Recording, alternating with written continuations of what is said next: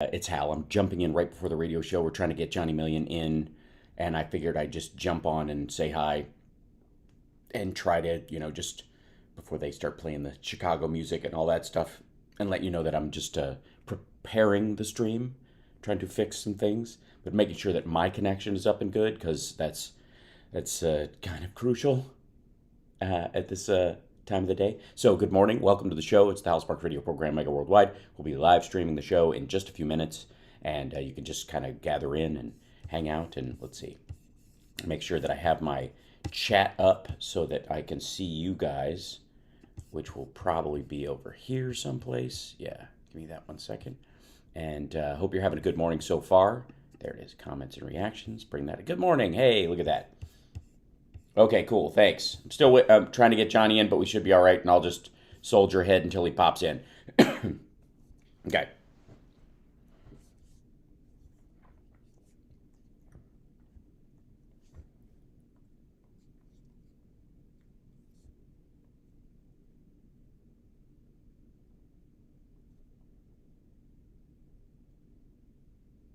Transition from highs to low.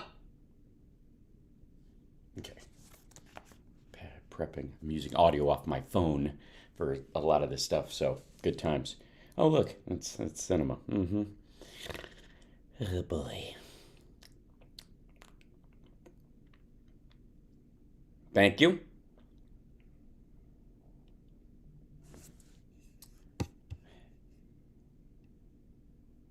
Ding. Could you guys hear that? Oh. To stop what you're doing and listen.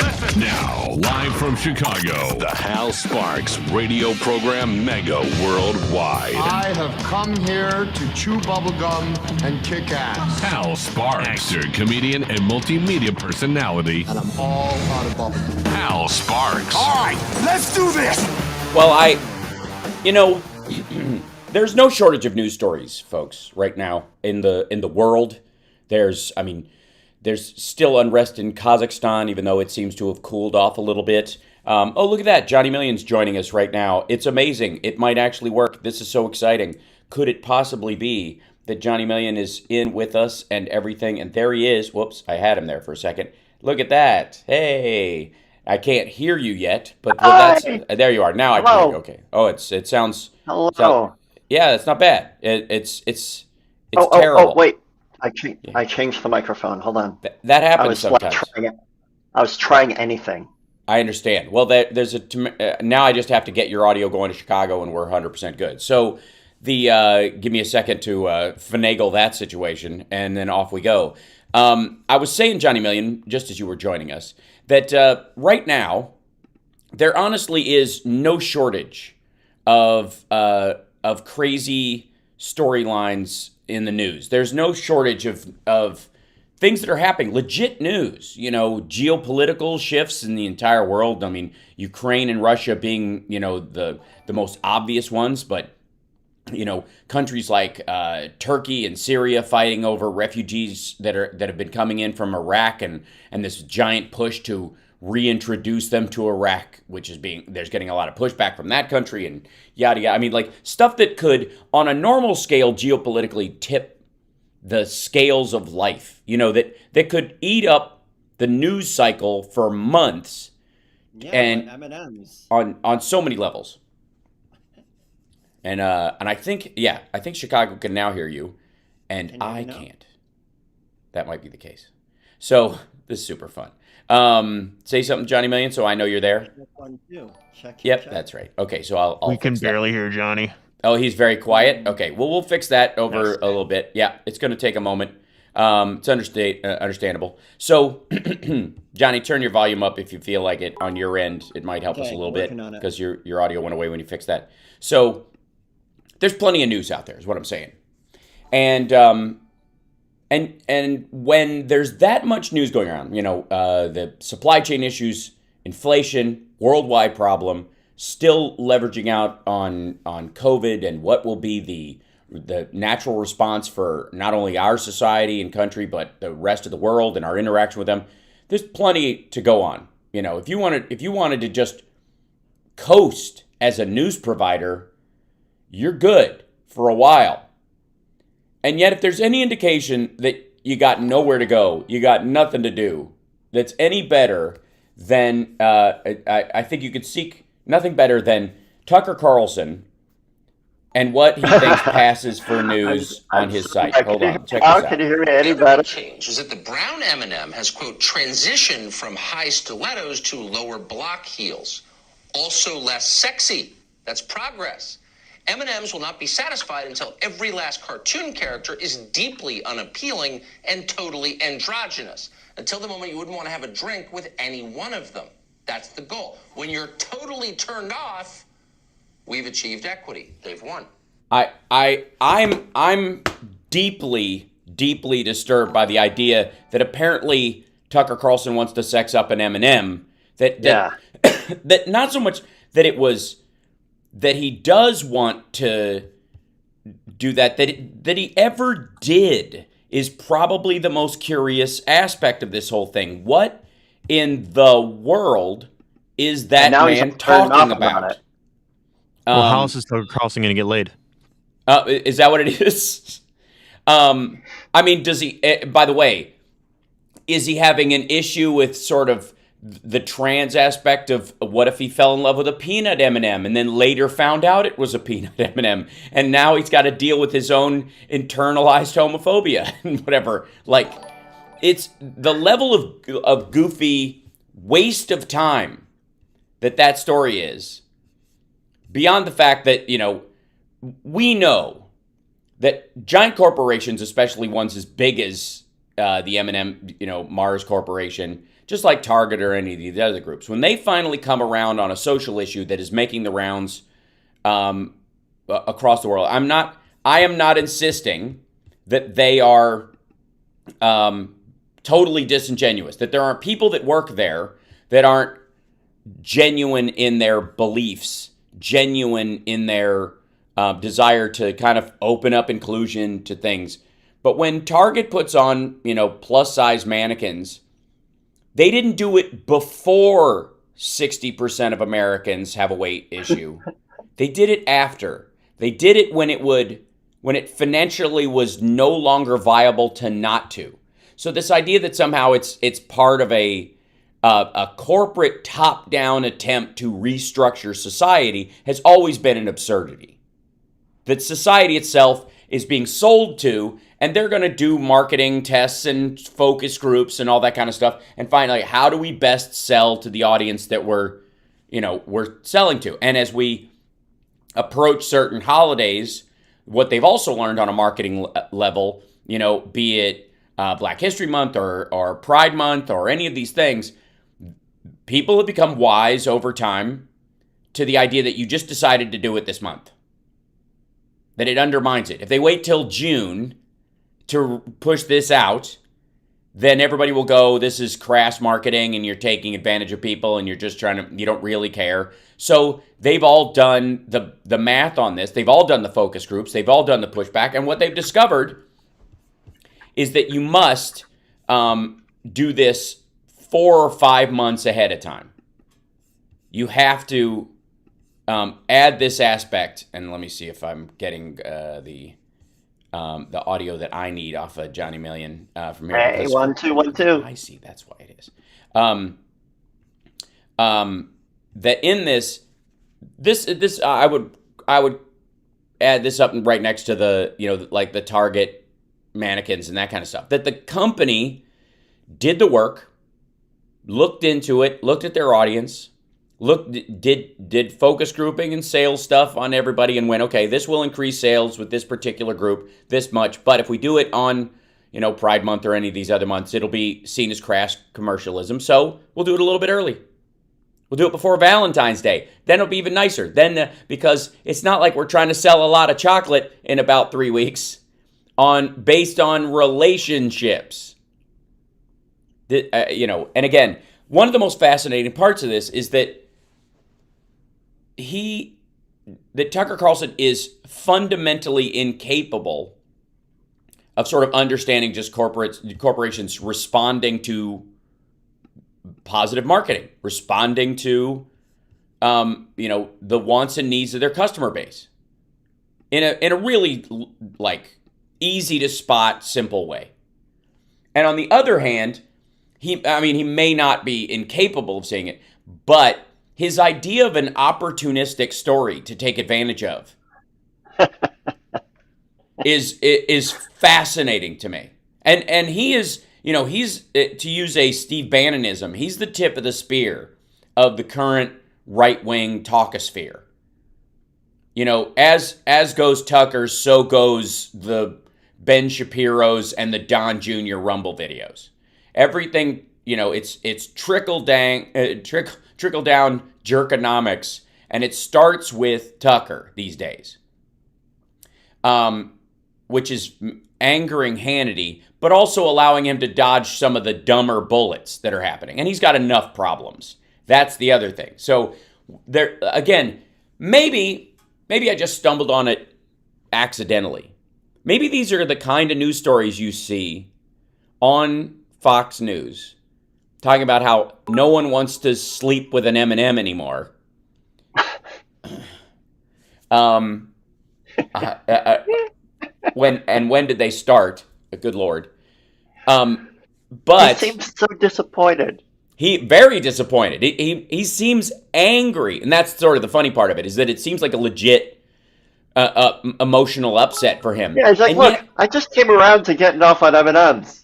Yeah, and now you do this. Right. This is you're starting to yuck my yum just when I figured out what my kink is. It's so weird. But here's the thing, and this when we come back, maybe we've accidentally stumbled on something in this conversation. In that, this is the kind of story you see on Fox News when every other network is running stories about how Sean Hannity's text messages are all over the January 6th lead up and post, and Sean Hannity was very aware in these text messages that what happened on the 6th was not only awful, clearly Trump supporters, it was part of a coordinated attack, and that Trump had his hands all over it. Yeah. And needed to distance himself. He was doing the real media manipulation like when he had Don Jr. on. But we'll talk about it when we come back. It's the House Sparks radio program, Megaworldwide on WCPT Radio, Chicago's Progressive Talk. Like and subscribe at infotainmentwars.com or at twitch.tv/HalSparks, where if you have Amazon Prime, it doesn't cost you a dime to subscribe to the show. And it really helps us out. Patreon.com. Yep, Patreon.com/HalSparks. Look, I did all the business. Now let's do some other business and we'll be back.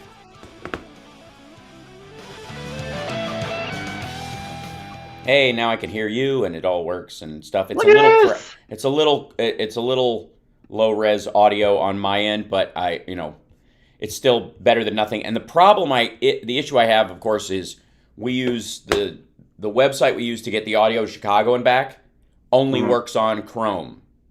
The Restream, when it brings a guest in, only works on Chrome. I mean, it does technically work on Safari, but it doesn't quite, right? It's when I finally got the site to respond to me on Chrome, it said, Chrome ain't going to work. Here, try this workaround. And so I looked at the article, and it said to enable hardware acceleration, but I already had that enabled. So I was like, all right, if Chrome's a bummer, I'll try Edge. So I'm coming to you live from Microsoft Edge. Look at that. The preferred browser. Well, you look fantastic in it. The video's better than the audio. It's strange that way, but I'll take it. I'll take it. You want me to reconnect? No, I don't think that's going to change anything. I mean, maybe. Okay. Maybe let's see. I'll bring you down a little bit. Maybe it's hot. You can't bring me down.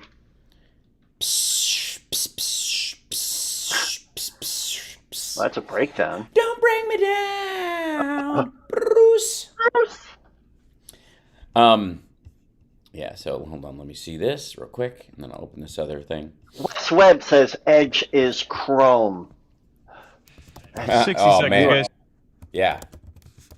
Dude, they don't say that. You're freaking me out. And Chrome is life. Yeah, well, yeah. I mean, there's that whatever DuckDuckGo, which is the paranoid web browser, which supposedly works, does all the things that the other ones do, but the problem is it doesn't retain cookies. So if you do a website like this that you use regularly, you have to re-enter everything every time. And you're like, Yeah. it's a trade-off. It is the price of convenience. Mm-hmm. Oh, thanks so much. Marissa Hall says I look and sound awesome. Yes. Oh, good. Excellent. I'll put that between us. So that people Wes Webb says Chrome is a spy. Wes, I need you to stop. You're making... Johnny's already paranoid. Look. You- Six cookies. Uh-huh. Attention. Stop what you're doing. Because we're coming back to the Hal Sparks radio program, Mega Worldwide. They went a little crazy with it, and I appreciate it. Now let's get back with Hal Sparks' radio program, Mega Worldwide. It's this is, whenever we talk about, the January 6th stuff, and we having just passed the 1-year anniversary, and the January 6th committee is really gaining steam. They subpoenaed Giuliani last week, and we found out over this last week that Giuliani, every time we think he's had the worst week he's ever had, amazingly, the follow-up week is even worse. And on top of this... Pretty much the worst things that Trump ever tried were Yeah. like things that Giuliani blew by him. He's like, hey, what if you do this? And Yeah, Trump's like, Yeah, just toss off stupid ideas from Giuliani were actionable intelligence. Meanwhile, he doesn't trust our own intelligence community about Russia. But Giuliani's going, why don't we just tell him this? Why don't we just tell him we just what? Just say we won. Just say it. Just say we won. Right. We'll figure it out later. Yeah. Meanwhile, other cooler heads were trying to prevail. And the House Select Committee sent a letter to Ivanka Trump this week, and basically said, "Look, you need to come in and sit down with us, and here's why: because we have your messages talking to this person, we have testimony from this person that you came in and you were there when this conversation took place. They admit to it. Another person says you went into the room, you were there, so you need to testify about what happened. There's no father-daughter privilege in this situation. You don't technically work in the White House. You were just like it was like well, yeah, of course she's part of the Kardashian media empire. She's at the House. Like that was the level of sort of official duties that they would put in these. Is this kind of like, she's one of my rando advisors because she's my daughter, and therefore, thank you, Benny Loco. So it's fun hearing all the sound effects come through. Just the speaker. Now you know what it's like, and like in my head most of the time we're doing the show. Yeah. So, she got this letter, and in it, let's see, they basically mentioned, hey, Sean Hannity was texting your dad and was talking to Kayleigh McEnany and giving her a way to give Trump a soft landing from the hole he dug for himself. And along with this other stuff comes this story that there was not only did he have this whole stupid plan to get the fake electors, which all these folks are going to jail for. Like they're either going to get probation or sentencing or fine or some, because I mean they violated state and federal law. What did they talk to recently that was like was it Nevada? Boris Epstein. What do you mean? Which one? Yeah. There was a governor that they talked to about this. Maybe it was the governor of Arizona, yes. where they asked him about so what do you think about all this? And he said, it sounds like somebody's trying to undermine democracy and we need to prosecute that. Yes, right. Yes, that was, I think, one of the AGs there. And any sensible... They didn't get the softball answer they were hoping for. There's no way they were really trying to do that. It's like, no, it sounds like real Thank bad. you, Claudia. Yeah, and pretty direct about it, even though they were Republicans. A lot of Republicans are looking at this as a way to finally purge themselves of the Giuliani-Trump mindset that's been dogging... Sense. Yeah, because if they don't, they're in deep trouble come 2022's midterm election. Because I don't care what anybody says, don't believe the hype. they have a real election problem. They have a demographic problem in all these states. The gerrymandering they attempted did not land, or was or thrown out entirely, or ended up being a wash. Or Democrats might even ultimately gain seats. They have watered down some very strong red districts into purplish districts in a way that they never have before, which means in an area they were 60-40, they suddenly brought in another 20% of voters from a strongly Democratic area, trying to break that one thing up, trying to get rid of basically one of the members of the Congressional Black Caucus. What they did was they spread those voters out over 3 different congressional districts, making those 3 congressional districts more likely to go blue this time. And obviously they won't go like AOC blue, but they're going to go further than, say, Manchin blue. And that's a real fear, right? Yeah. That's a real fear for this. So Hannity was texting Kayleigh McEnany. He says, "No more stolen election talk. Yes, impeachment and 25th Amendment are real, and many people will quit." Whoa. So That's he's huge. saying... And McEnany was the press secretary at the time? Yes, the press secretary. Though I will never lie to you. Which, by the way, there's such a thing as lies of omission. And I don't ever remember her bringing this up when she talked about Sean Hannity and Trump's relationship with Sean Hannity after this occurrence. Do you? No. Third and through fifth parts of Hannity's plan were not included in the letter to Ivanka. She says, "Love that. Thank you. That is the playbook. I will help reinforce." And Hannity goes, "Key now, no more crazy people." And she said, "Yes, 100%. What do they think they're fostering? Right. Well, what she means is, and what he was talking about was Lynn Wood, Sidney Powell, all the people that Fox News had already rejected because they were getting them in hot water with the Dominion lawsuit, which they are back in because they can't keep a leash on Bartiromo as far as this stuff goes. And so they got themselves out. They kept the agreement, and then she went and kind of screwed the pooch in that regard. So previously, he was giving he was not just talking to Kayleigh McEnany. He was also talking to Mark Meadows during this. And Meadows is one of those people where I am so grateful, like Giuliani, like Lynn Wood, like Sidney Powell, that he was a part of this. I think we as a country should thank our lucky stars. If you feel like taking a knee and looking up and post goal in any kind, whatever your favorite sports event is, where you double tap the 2 and look at the sky. That this is the time to do it. When you score a touchdown or you hit a home run, because Meadows is a dum-dum. Meadows is not a smart person. And thank God that Trump was as dumb as he was when all this was going on and surrounded by as many stupid people. Oh, Johnny. I love you, Hal. Aw, you silly. That's hilarious. It is quite literally the least I could do. That's not. No, it isn't. Actually, I've seen the least you can do, and it's. You've seen that full of a schnoz. That's right. I'm really sorry about that. So,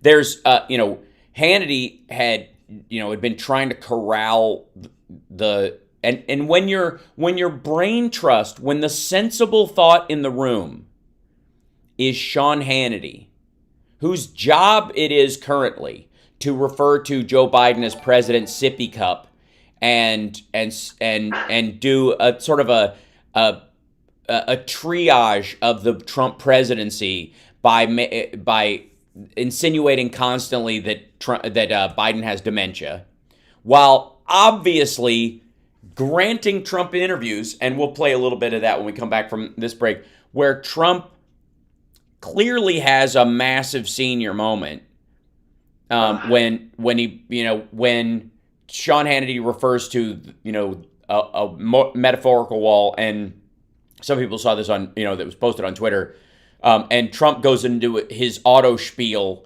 about his wall. Yeah, because there is no other there. There's no situation where Trump's brain is better than it was in 2015, 2016, 2017, 2018, 2019. And Sean Hannity, if he knows if he has enough brains, and it doesn't take much, but Oh, boy. if he has enough brains to know Tall that order.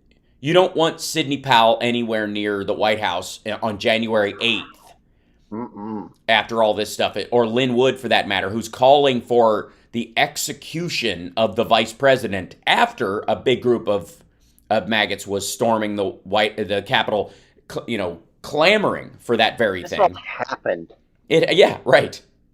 Yeah, in the White House, in the United States of America, and it wasn't Nixon talking to a painting and weirdly hearing voices back. This is people that Trump surrounded himself with, from Mike Lindell.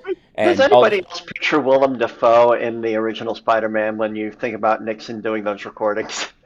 Remember, Willem Dafoe, talking in the mirror, having arguments with himself? Norman's weak. He'll never take over. Right, yes. Yeah. When he's turning the Green Goblin talking to him. Yeah. Clearly. But every no matter which painting he talks to, from Roosevelt to Lincoln, they all talk like this. Like Abraham Lincoln, where'd my mustache go?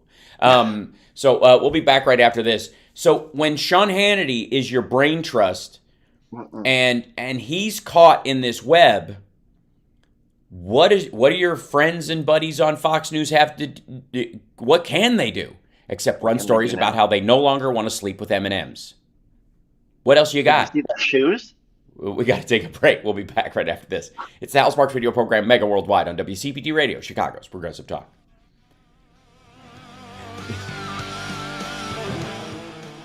What were they running? There was,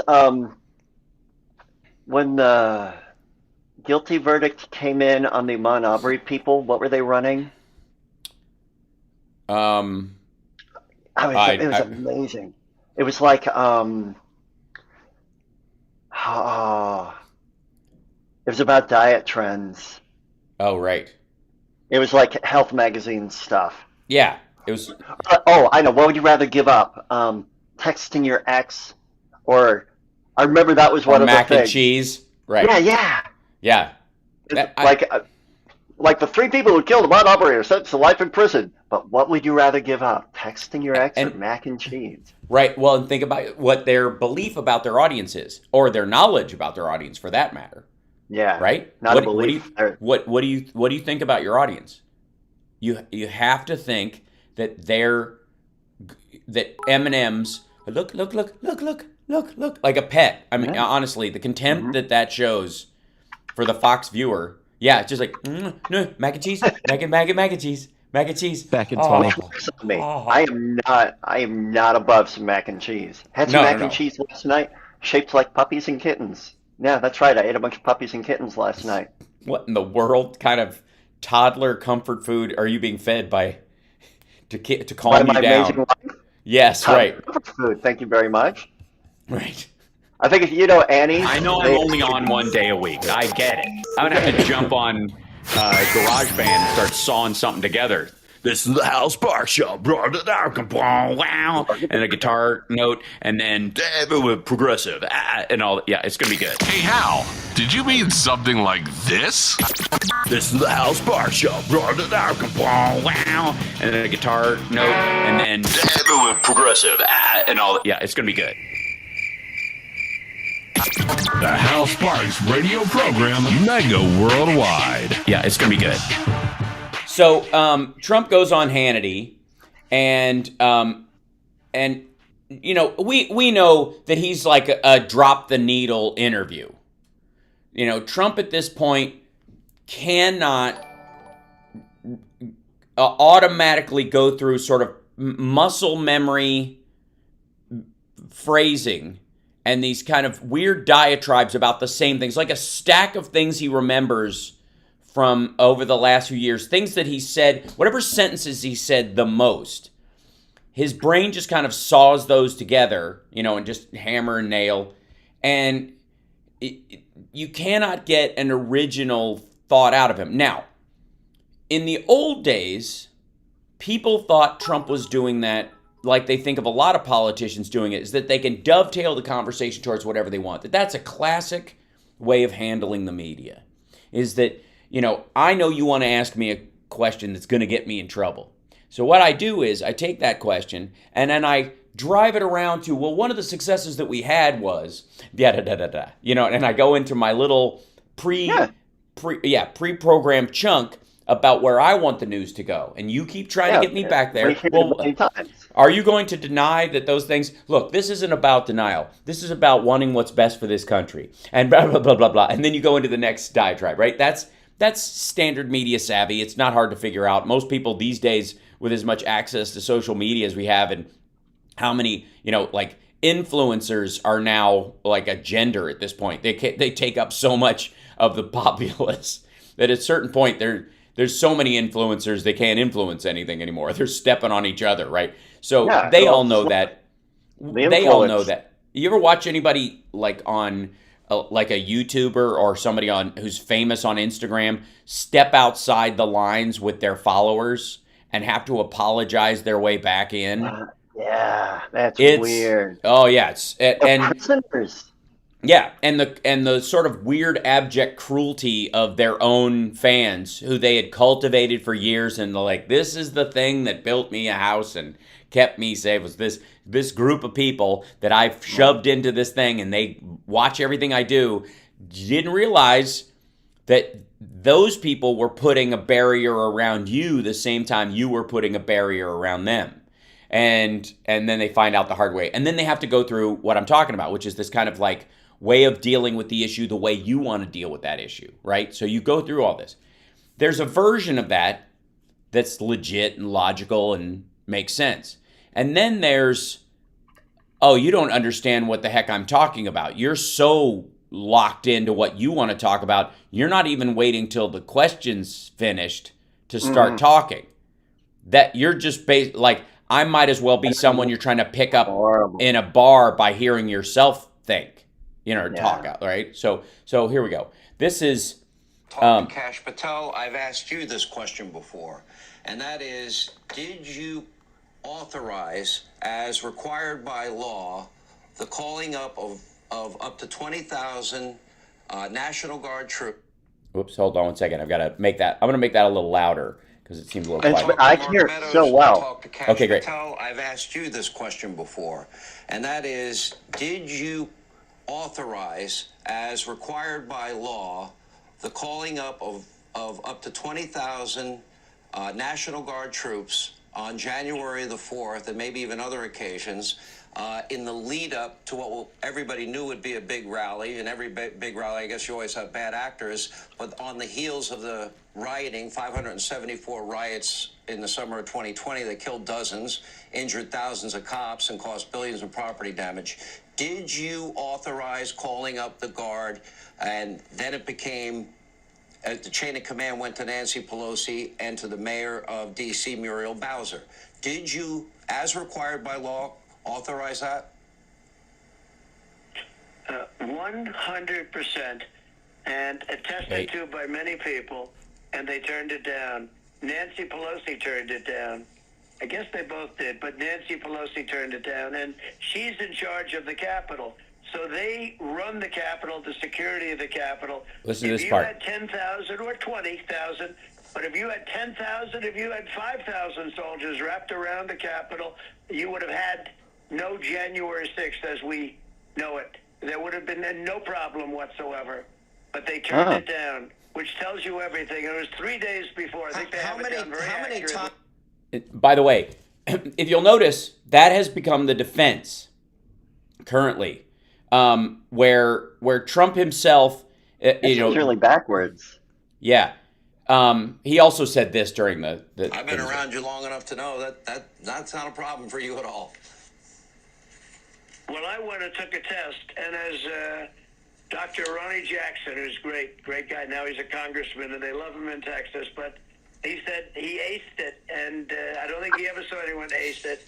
And I immediately said, because they started passing the false narrative.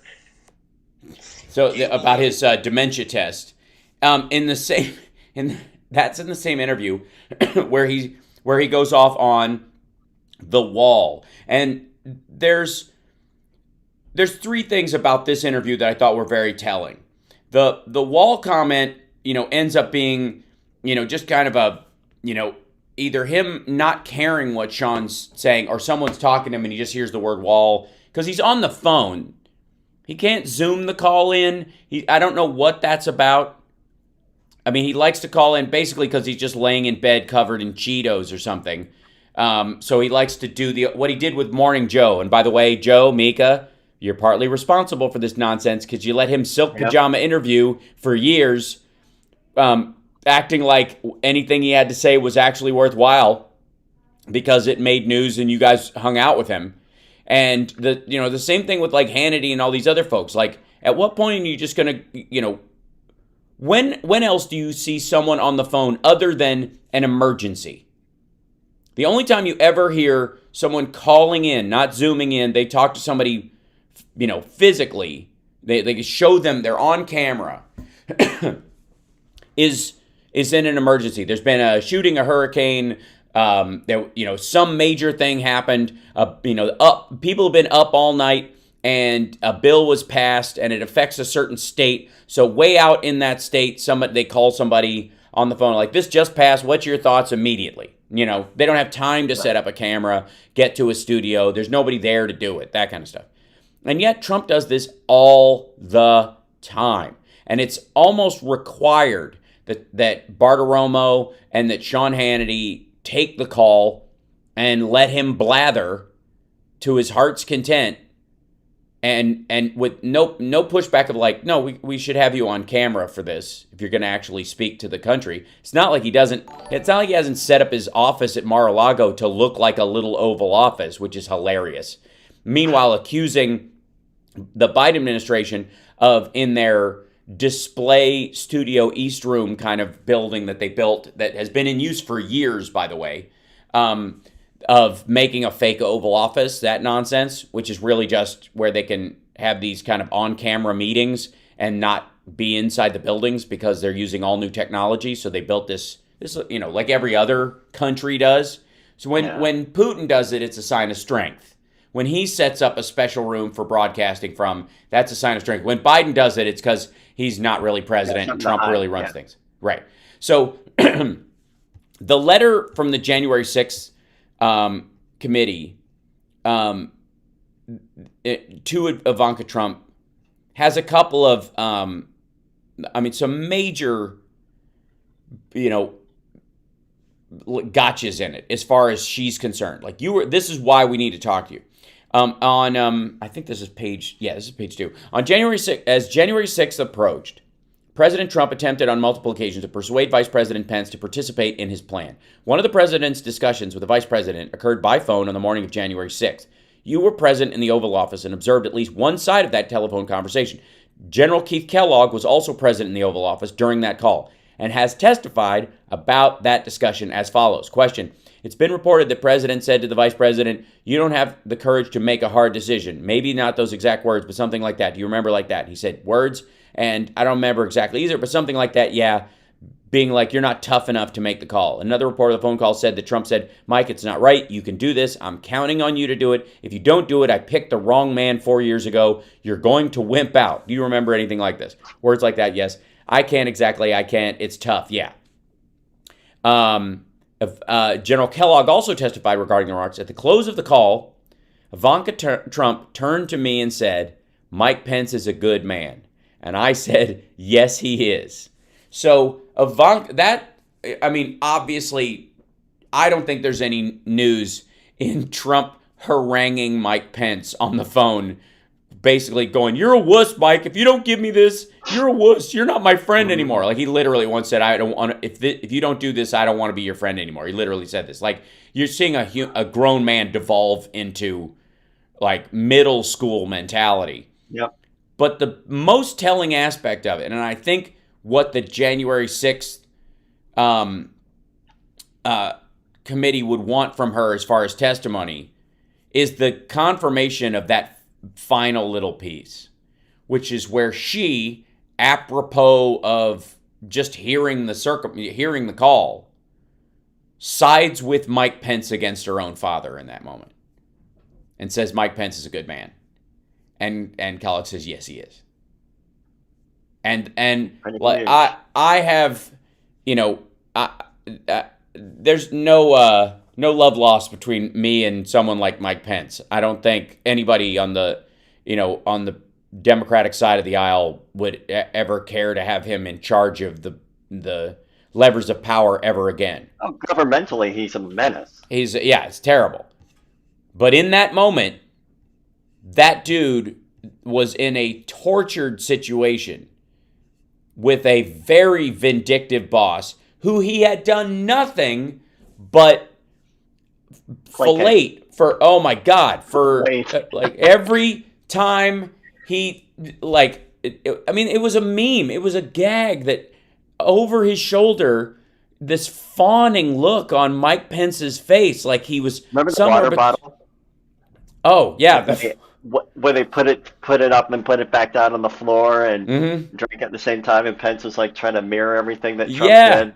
Yeah, and it's somewhere between like a forlorn lover and a proud papa. Had this weird kind of like soft, watery gaze at the dude, and just he could do no wrong. Like backed him on every stupid decision, even when it was an obvious contradiction, denying PPE to states. Pence went and undermined the president at that time and gave them the stuff. Like he even got to the point where Trump recognized that was happening. Was like, Mike's nice. He'll go talk to them and then give them the stuff. But I wouldn't do it. And the amount of contempt you have to have for your fellow Americans to be like that for as many years as you do. And then finally at this one moment to finally, I don't know, come to your senses. Maybe he was free for the first time. Maybe I'm giving him too much credit. And maybe what was really happening is, dear God, can you imagine being this guy's vice president for 4 more years, especially if he feels unleashed to do whatever illegal crap he wants because he has seized the presidency of the United States. That maybe, in line with everything else about Mike Pence, that these weren't like this wasn't a moment of clarity. I think that's worth considering as well. That it wasn't a moment of America truly first in this situation. It was Mike Pence waking up to the idea of, this has been hell. I have been an underling to this idiot, to this lunatic.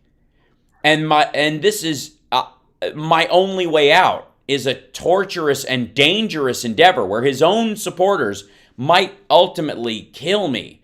But given the choice,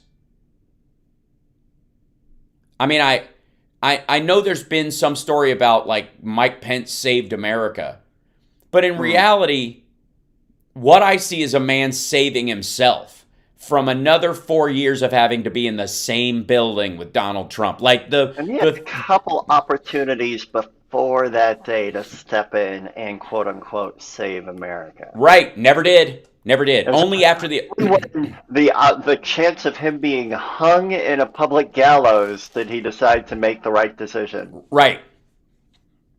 Yeah, and maybe even realized it was the right decision. We got to take a break. We'll be back right after this. This is a Hal Sparks radio program, Mega Worldwide on WCPT Radio, Chicago's Progressive Talk. Patreon.com/Hal Sparks. Think about becoming a supporter. And then, of course, Twitch.tv/Hal Sparks if the youngin' in your house likes to watch news-related content. That's where you'll find them looking.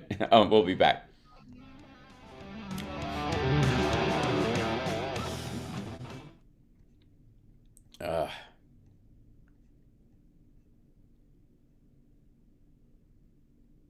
Thank you, BB Daily. Mm-hmm. I like it when people say Johnny's damn right. I'll take that. Look at that. I just like it when you interject and they're part of the conversation. Sometimes, I like it when my mic works. That's true. That does help. That is kind of crucial.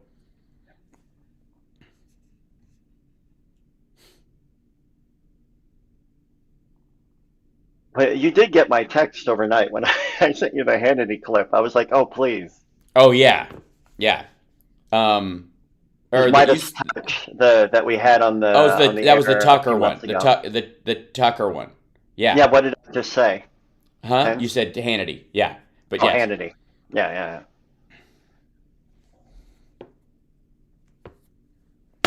This is I'm gonna post that. Hi chat room. Hi guys. Hello. Welcome. Good morning, everybody.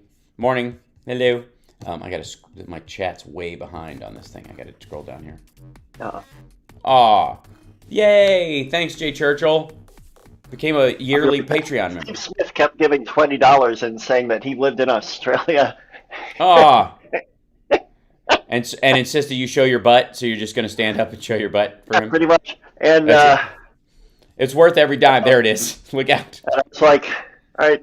I told Steve that, anyway, how about this? Huh? This is something only the Patreons get. I told Steve that if he Venmoed me that money directly, that I would just repeat his lies on the air. I see. Gotcha. So you could OnlyFans.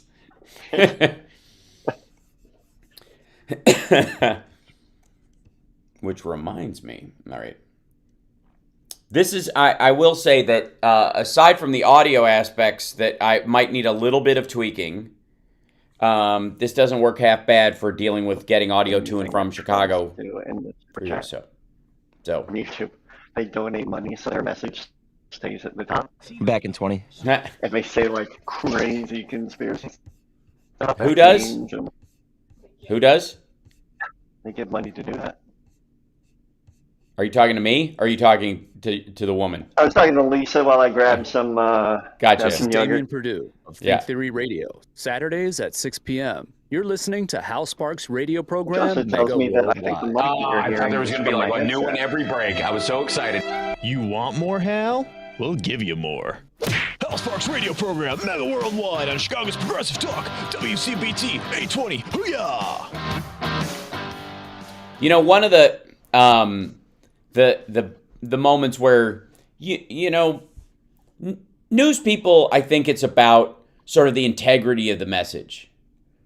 And even and there's probably a version of that integrity where you got a little wiggle room, because I don't think anybody on the right is surprised that Trump and Hannity are friends or that they would golf or any of that stuff. Now, if there was ever a picture of Biden and Rachel Maddow fishing together or something, like the right wing would just call it fascism and Marxism and communism, and this is just like Stalin, and they're controlling the media. And honestly, they would probably really enjoy each other's company.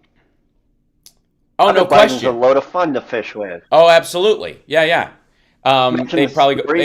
Uncle Joe would have while you're dropping lines and like. Yeah. I remember one time I was out here fishing with. I don't know. Insert ancient celebrity. Right, exactly. Cary Grant, when Clyburn first entered the thing. Grant. Yeah, right. When he was getting up there in a couple of years, but he could tell a story, let me tell you. Bloop. Oh, look. Oh, no, that's nothing. Anyways, so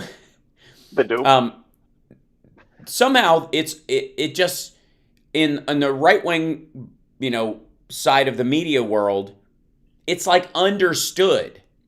And maybe that's the concept, is that we're the good guys and they're the bad guys. So, of course, the good guys have to stick together against the bad guys. And therefore, of course, Trump and Hannity are buddies.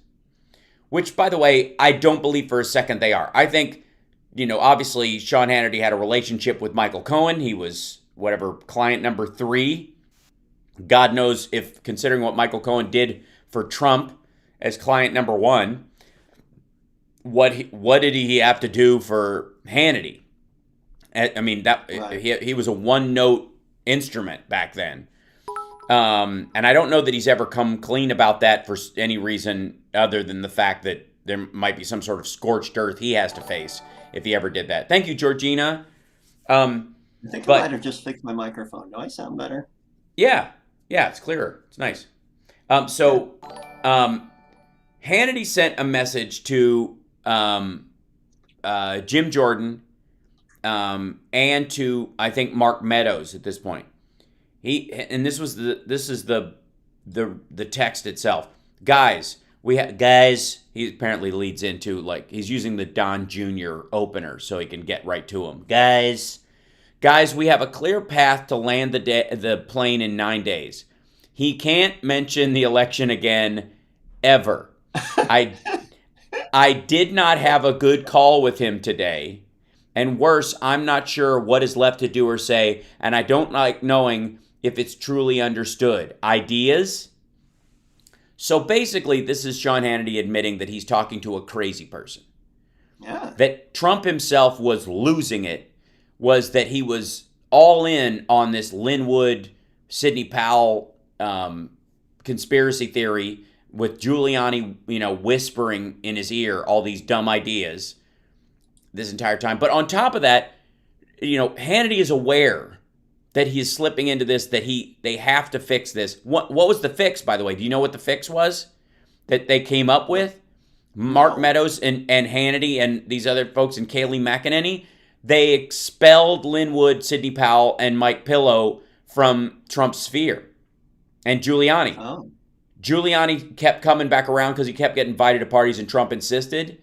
But they would run interference at these parties, apparently, to keep Giuliani away from him. Like, he's at the party, they'd say hi, but they wouldn't let him sit down together in a corner and start commiserating because Giuliani would start blathering the same crap. Right. And so that was the only thing keeping them separate in this situation. And, was that they materially ran these folks off.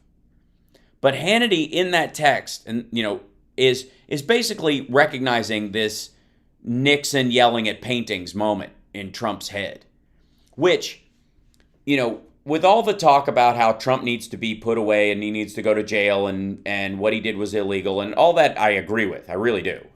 There's no question he was coordinating with the Willard in the war room. He believed that this was a good thing. He sat back and did nothing. So his just depraved indifference, anybody who died at the Capitol is his responsibility. In the same way that I will say unequivocally that the soldiers that died in our evacuation from Afghanistan because of the crush of people at the end was due to the fact that the Trump administration did set a date and did none of the work. As a matter of fact, they set us back 2 years by not processing special immigrant visas, making the extraction harder and tighter on a deadline than it needed to be. And had they done any of the early work and had they not intentionally hamstrung that entire process, those soldiers never would have be put in danger during that situation, and that's why they died. End of story. That's how it works. It was a suicide bomber. That's always a danger in that part of the world, but the way you mitigate that is by you do the homework beforehand. They did none of it, and they set this date that the Biden administration chased to make up for without leaving people in the country who might be slaughtered, who helped our soldiers. And we watched as soldiers and people who'd served in Afghanistan were concerned about specific individuals and the families of those specific individuals that helped us, that they were afraid we're going to die. And we're having to coordinate ways to get them out because of this deadline. Well, those people were known for years. Some of those people had served with us for almost a decade. So why weren't they extracted from the country a year ago, the day the date was set? Why was there none of the work done? Why was none of the vetting and the transportation arranged for and all that kind of stuff during the entire last 2 years of the Trump administration? Because they never intended to do it. They were going to leave the Afghans. Stephen Miller didn't want any of them coming here. And neither did Trump. Leave them. It's their fault. It's their problem. It's not ours anymore. They're not Americans. They're Afghans. Forget them. And because of that attitude, there was a jam at the airport as we were leaving. Had that been handled, it wouldn't have happened. And so that's his responsibility. In the same way that in him sitting there watching January 6th unfold on television for hours before he called in any support, those moments, that depraved indifference, makes him responsible for all the death. He hoped it would work. Yeah. You can't tell me different. Right. Well, and there is there was a draft version of a document that they got a hold of about that kind of about this. Yeah, if you recall, remember his day after weird kind of presser where he decried what happened, but like his video about go home, we love you. This is you've done everything you can, but it's time to return to your house, whatever. That apparently there's a few different drafts of that too, that the January 6th committee, part of what they want from that is that he tried to do a few without telling them to go home. Just a lot of gnarly stuff. But in this exchange, or in this setup, they had written a draft version of the statement he made the following day. about what happened. And the biggest difference I've found between those two things, between what he actually said the night after and what they had drafted up, was that he just softened the language immensely about the people who were, basically in deference to them, but in deference to the people who attacked people who were murdering people and attacking cops. Yeah, and then generic, making everything generic about, we don't like, we're the party of law and order. We don't like violence of any sort, meaning like, again, people who burned down a Target in response to George Floyd's death. It's the same thing as attacking our Capitol on the day we count the electoral votes. It's the same. Yes, because apparently Target is the capital of America, according to these folks. We got to take a break. We'll be back after the news. Yeah. It's the Houseworks radio program, Mega Worldwide, now with 100% more Johnny Million. We'll be back. It's full of yogurt. Okay, I'm trying to, I lost that page for a second, so I was trying to find it during the piece. And there's Boris.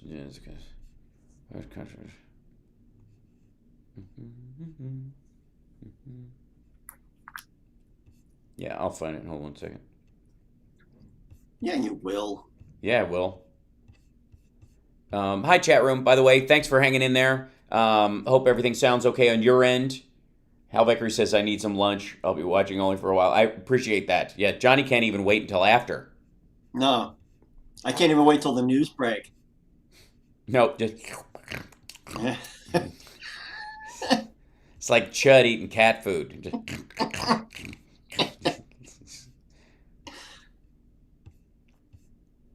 Let's see. Okay. Yeah.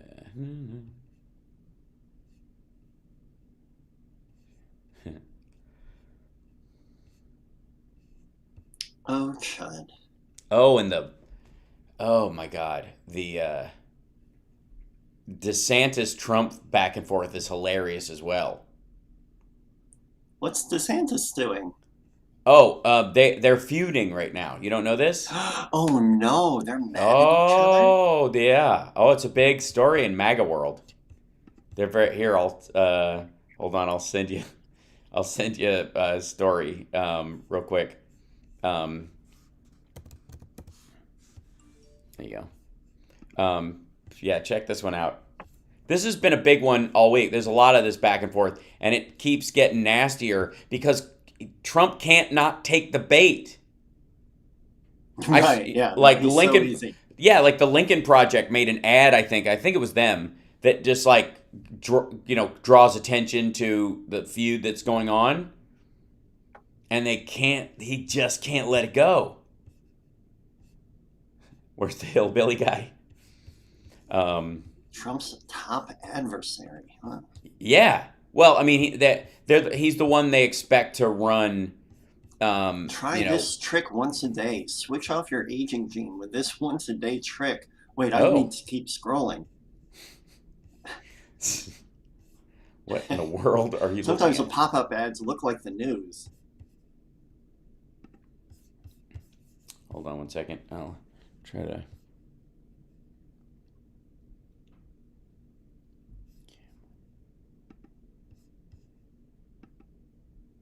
Hey there, Johnny. Man, how you doing, buddy? What's going on? Oh, I gotta show you something. Hold on, I gotta check. What just happened? Oh my God! That's what's happened. How you doing? There it is. Hey, buddy. Oh my word! How you doing, man? I missed you a bunch. You doing all right? Oh wow! I hope you're doing okay. That's nothing new. It's good. I've had it since I was a baby. So I was the first part of an experiment where they were doing it in utero, which is so disturbing. When your mom douches with Mountain Dew and you just develop a taste for it early. That's what I believe happened to me. I'm having a really hard time. It's hard. I have that effect on a lot of people. Yeah, Come on now. Yeah, now you're turning. Let me see your shoes. Oh yeah.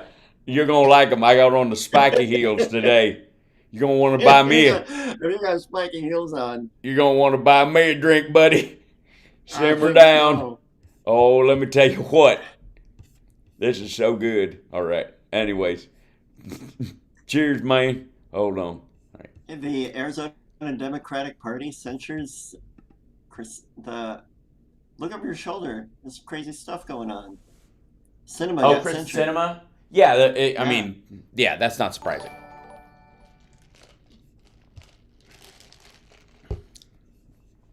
It's not going to affect nearly anything. In Arizona, it will raise her chances of getting elected again. People don't get it. Like, there's this, like, part of what she's playing into, and she's a lunatic, so she's got her own reasons to not care. But on top of that, there is a swath of people who are anti-activist in this country. So the more you do to, like, you know, like these kind of, like, censoring and those kind of things, the more they go, oh, that's terrible. They're overreacting. And then they automatically don't listen to the other person because they just assume that that they must have done something right if you're that mad. Mm-hmm. If the activist class is that mad, they must be doing something right. And they'll use this kind of like, I piss off both sides of the aisle. Like, they can run on that. Thank you. Thank you, Laura, by the way.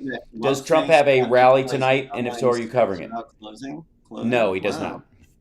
Trump does not have a rally tonight. And tonight I have 2 shows at Cobb's, so I wouldn't be able to necessarily do it anyways. So I'm in San Francisco doing stand-up. So. Are folks wearing masks at the shows in San Francisco? Half and half. You're listening to the Hal Sparks radio program, Mega Worldwide. I've had people walk out of me before, but not when I was being so charming. Video streaming at halsparks.com. I don't care for you or for the putrid sludge you're troweling out. Damn puss-faced little pimp stick. True progressive talk. Might be a good time for you guys to give up. I gotta say, you know, in real terms, thank you, Robert, for the super chat. Thanks for the support, guys. Infotainmentwars.com. Who needs documents? We are streaming live on YouTube right now, where you can subscribe and like and give a thumbs up. Or if you want to be a troll, you can give us a thumbs down and write something, you know, untoward. I mean, don't write anything too offensive because you'll get kicked out by, you know, the auto bot at YouTube. Like send money and say that you live in Australia and all the deaths reported are fake. Yeah, that'll do it, right? That it guarantees you a certain amount of. I mean, nobody believes it, but it certainly helps the show. And it's funny how little attention it gets. But one of the things that, you know, in the ongoing story is Trump's going to run in 2024. This is what we've heard. And I've said multiple times, and I will stand by this, that no, he's not. That Trump is a mess. He egged the debates with Biden last time. He would be even worse next time.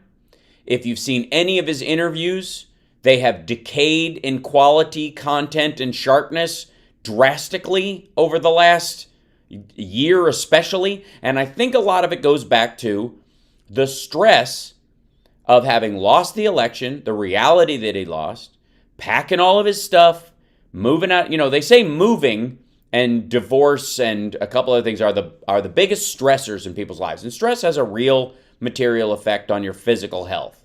As somebody who travels constantly when the world is relatively normal, I can tell you from experience that it's like a little move every time. You know, it's not like moving your whole house, which can stress you out, but it's like enough of a little one that if you don't do some personal maintenance on yourself, it'll wear on you, you know? And anybody who's in a campaign goes through the same thing.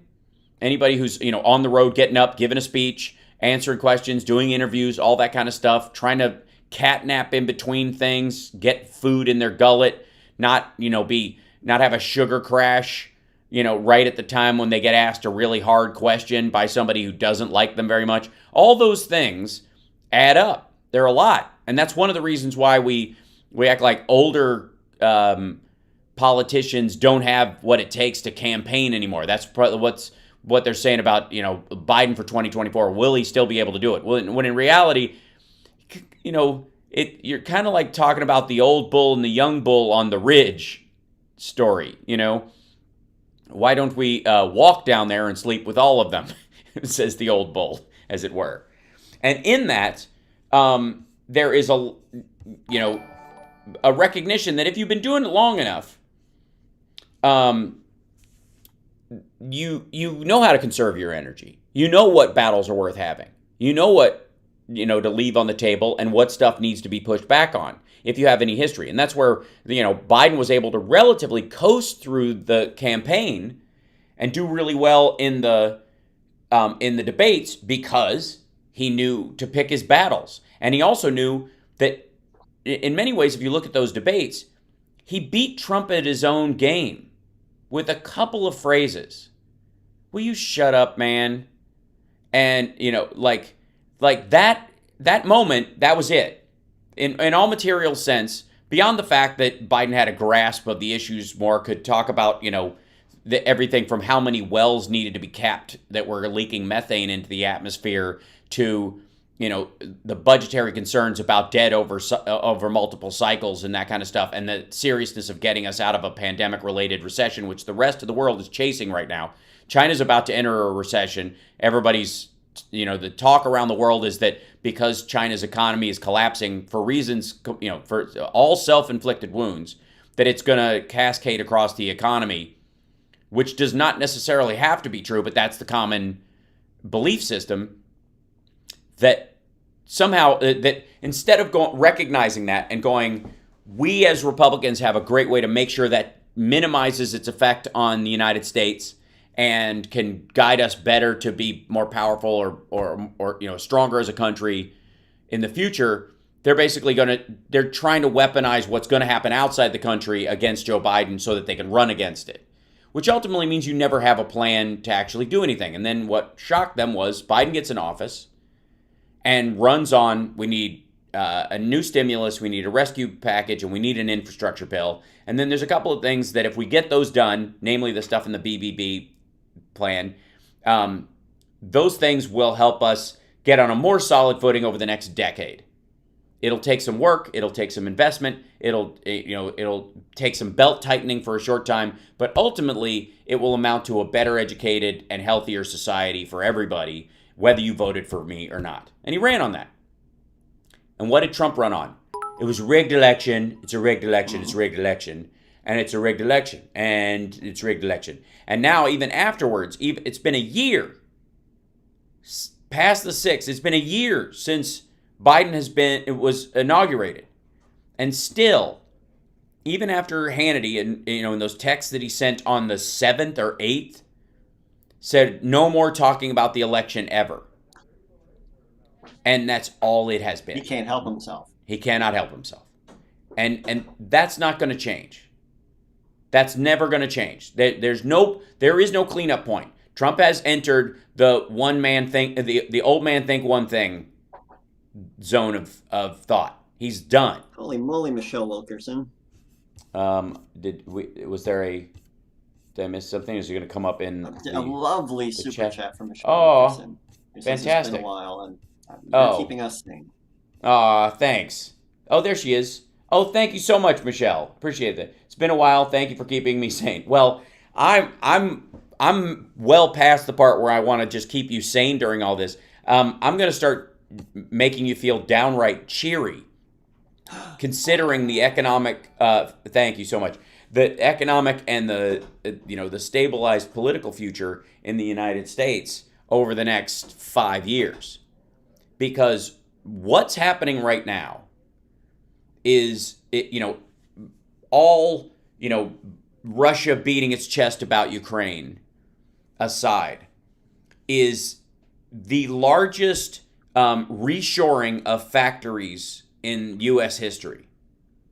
Is an investment in the supply chain that was both in the rescue package and in the infrastructure bill that are bringing chip and electronic manufacturing and rare earth minerals and other elements that we need for manufacturing back to the United States in a permanent sense, in a way that's never been done before. Thank you, Bettina.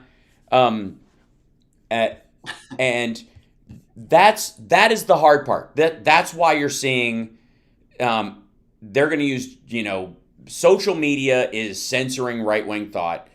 M&ms aren't sexy anymore, and they're just weaponizing the DOJ to go after, important voices in the conservative movement like Donald Trump and Matt Gaetz. Which, if that's what you've got, imagine the moral and intellectual rot of your party. I'm serious. What is there? What is there if that's what you have to argue about? And if any, in a worldwide economy, having just come out of a major, we're just edging out right now of this pandemic. We're hoping that the Omicron variant numbers still bear out the way they have in South Africa and other countries that might move us past the point where this is deadly from pandemic to endemic, and that through advanced medicine and booster shots over the next couple of years, like people who have to get the flu shot every year to protect themselves, that we get an expanded safety around this idea and we go back to a new level of normal. And this new level of normal has sped up the collapse of some of the regimes that have been, the worst, and have given America and the Americas and and a lot of the developed countries that mean well in the world a chance to regroup their footing, to sort of restart their goals for themselves and what their reasoning in the world. And there is even talk right now through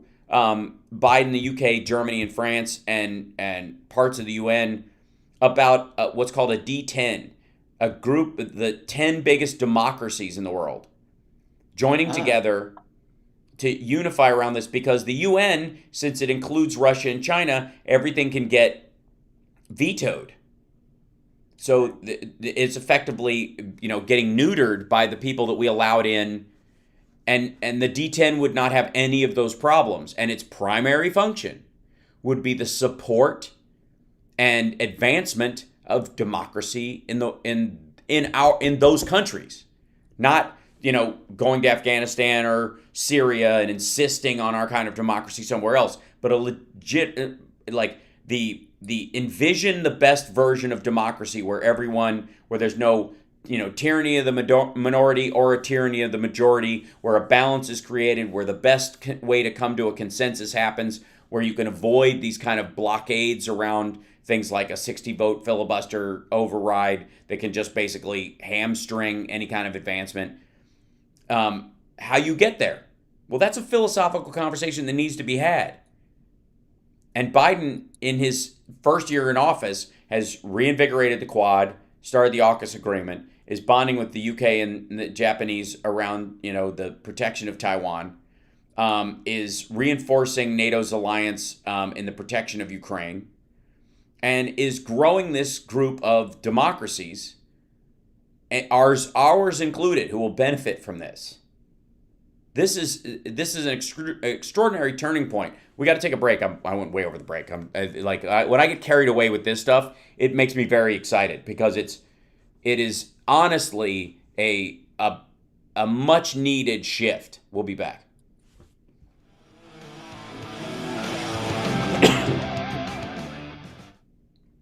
So it looks like Hal's at a Quality Inn. It is the place I am in is of quality, but it is not a Quality Inn. It's very nice. Quality Inn. Mm-hmm. Oh, look at that. And a new patron. Thank you, Kate, for becoming an annual Patreon. Bless you. That's how we do it. Patreon.com/HalSparks. There you go. That helps create the show. We're getting there. We're so getting there. It's like Twitch subscriptions. It's like 2 steps forward, 1 step back, and then 1 step forward and 3 steps back. It's this constant, how do you get to the because you kind of have to reach a certain level before it's viable on all these things. That's what you hear all the time on how to make your career streaming as a gamer on whatever. Like any times and I've watched all of those because I want to maximize as much as I can what we're doing and make it as good for the fans as I can too. And big changes are coming, by the way. I'm building some stuff for the rig. It's expensive. And it's hard. Coming back in 20. Thank you. And it doesn't work all the time. So I'll do a test on it where I don't stream and I just put it up and see if it works. And then, and I'm like, oh, God, square one. That's why we ended up doing it by guest this time. Because I was like, this will be the trip where I launch the new setup. It's going to be great. And then no. It requires too much processing. And I iron a shirt with my laptop. It's time! Guess who's back? Back again. Hal Sparks. Tell a friend. You want to get sued? So yeah, Hal Sparks is back, y'all. All right. He's good. I'm Art. I'm Bobby. The host of Where Are They Now? Now let's get back to the Hal Sparks radio program, Mega Worldwide. Hey, listen. So this is the story from just mounting discord. Ron DeSantis is emerging as Trump's top adversary in MAGA world. Almost a year into Joe Biden's presidency. Oh, this is so good. Many Republicans are afraid to say a word against former President Donald Trump, and Senator Lindsey Graham of South Carolina, former Trump critic turned obsequious Trump sycophant, recently told Fox News that having a, quote, working relationship with Trump was a necessary litmus test for Republicans in Congress. But one prominent MAGA Republican who is showing more willingness to openly criticize Trump is far-right Florida Governor Ron DeSantis. DeSantis was never a Trump conservative. When he narrowly defeated former Democratic Mayor Andrew Gillum in Florida's 2018. He was never a never Trump. I had to read. He was never a never Trump conservative. Right. Yeah. That's right. He was never right. Beg your pardon. And he is stridently MAGA as he seeks re-election in 2022. But journalist Charlotte Klein, in an article published by Vanity Fair on January 17th, stressed the former allies Trump and DeSantis now find themselves increasingly at odds. And I don't know if you saw this, Johnny, but basically, the whole thing is about whether or not DeSantis will admit he's gotten a booster shot or not. And he has. And so has Trump. And then, Trump came out on this Bill O'Reilly interview thing that he was doing, the tour, the 4 dates in 2 states that he did. And he and O'Reilly, both of them said, yeah, they've been vaccinated and they've been boosted. He got booed at his own event by people because he got boosted for and again, the logic of the Republicans that are the Trumpsters right now is really hard to get a hold of. Like I did a pretty good job of kind of keeping in mind what the QAnons were all about. It was ridiculous, and there was definitely, once they got into the JFK is going to appear on stage with the Rolling Stones part, we're like, all right, shark officially jumped. But back when they were like, yeah, it's a cabal, they all work together, it's celebrities and the royal family and other people, and they eat babies and they're lizard people and stuff. And you're like, all right, I can. Invading alien force. I've seen enough sci-fi. I can kind of grasp the plot of this thing. The pizza place and the code around cheese, that was a little bit of a reach. I had to read through that 3 or 4 times to understand why, they weren't just overlaying their own beliefs onto stuff. And then, of course, the weird part for me, and this is where I think a lot of the conspiracy stuff veers into the the crisscrossed horseshoe overlap of lunacy and bad logic, was that when Biden won and Trump was moving out of the White House, and remember that big moment where the moving truck showed up, and it was kind of we were all like a flutter at one point, because there was this idea, is he just going to stay in there and just hold on and go, if I'm in the building, I'm still president, like a lunatic? There was some thought that he was going to end up doing that, and then the moving truck started showing up, and Melania and Barron took off, and they built these bleachers. Do you remember when they asked Biden about that, like what he'd do? And he's like, I think they're pretty good with trespassers at the White House. Yeah, right. Yeah, I think they'll handle it. So, what is this? Okay. Yeah, so Michael Cohen's testimony is on the TV behind me. Anyways, so one of the things that came up, and this is kind of in line with their belief system, was as they were setting up the bleachers for Biden's inauguration, and them taking the route to there, and whether they were going to do it or not. So they put some stuff up, some scaffolding up, and then they put it back down. That scaffolding, according to the QAnons, were gallows, and that all the that Pelosi and Biden and Clinton and all these people were hung on those gallows for crimes against humanity and child trafficking and all the horrible things they believe. Now, never mind that they'd said that 2 years before, Trump had already taken care of these people, and they were all killed at Gitmo. I don't know how many times Hillary has been hung for crimes, and they even got to the point where they were like, no, her clone is being hung. Like, what did it do? First of all, how do you make a clone that's the same age as the original that quickly? What do? Bake them? What happens? Do you like? We made a Hillary clone. What did you do? Well, we made cells out of her, and then we mixed them with one of those apple people at the fair when somebody carves an apple and then lets they dehydrate it. So yeah, right. A shrunken head. Yeah, that's right. So, but there was one moment that really stood out to me, which is when they said, "Look, these are the children being let out of the caverns under the White House." Right? Do you remember that? Do you remember seeing that ever? It's a fairly famous, and it's like, it was either like an old picture of a tour group photoshopped in with these scaffolds to make it look like something, but it was like five people walking past something. But the idea was that they broke out all the children that were being trafficked by the deep state underneath the White House and relieved. And my thing is like, if Trump is this superhero that's fixing this problem, why did you not see that when he came into office? I've never seen any parades or trucks delivering these kids into there, and no other Republican president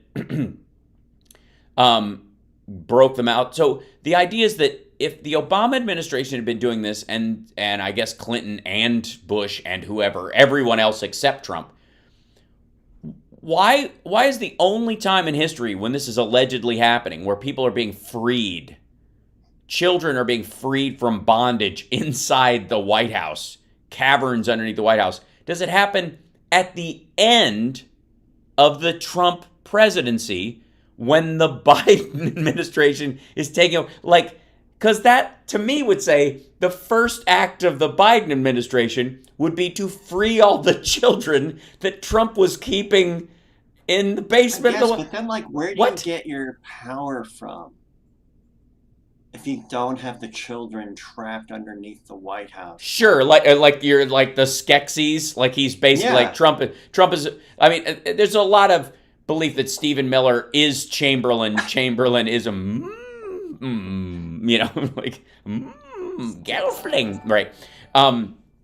But in all honesty, that part of the logic is what broke up the whole. Like I really had a brain lock on, like, what do you think you're saying?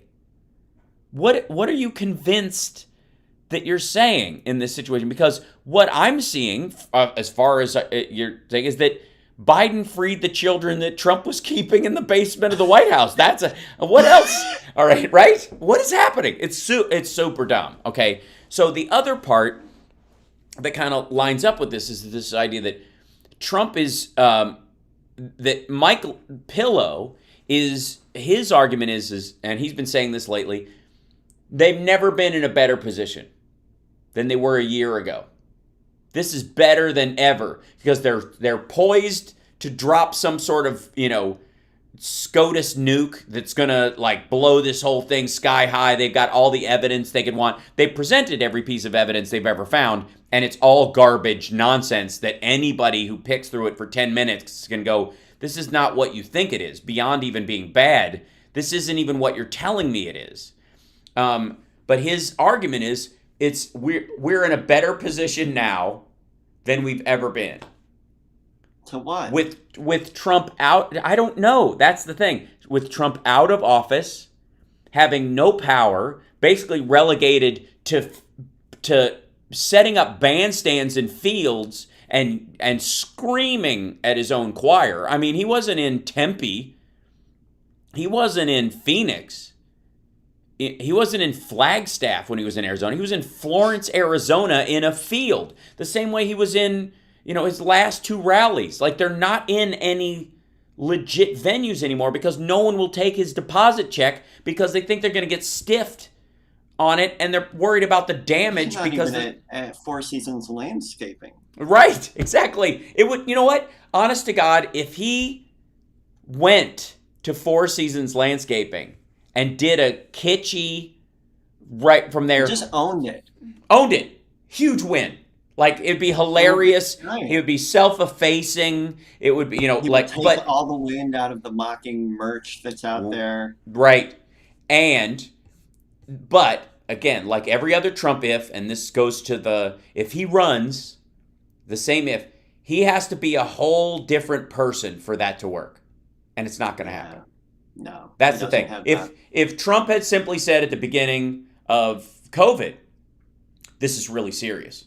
Thank God I'm here to guide you guys through this. It's going to hit our economy bad. We're going to lose a lot of jobs, but we'll get them back. Don't you worry. But we want to save as many Americans as possible because life is more important than any of this stuff. And at the end of this, we're going to come out stronger. If he'd have said that, instead of just trying to artificially pump the stock market and not let it fall, he'd have won.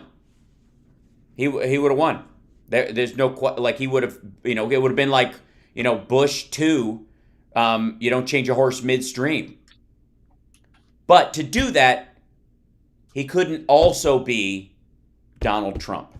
There is no situation where Donald Trump is able to do that. We got to take a break. We'll be back right after this. It's the Hal Sparks Radio program, Mega Worldwide, on WCPT Radio, Chicago's Progressive Talk. Chat room, do you guys understand the logic of any of this stuff? Is it... Because when we come back, the logic of COVID, according to Trump world currently.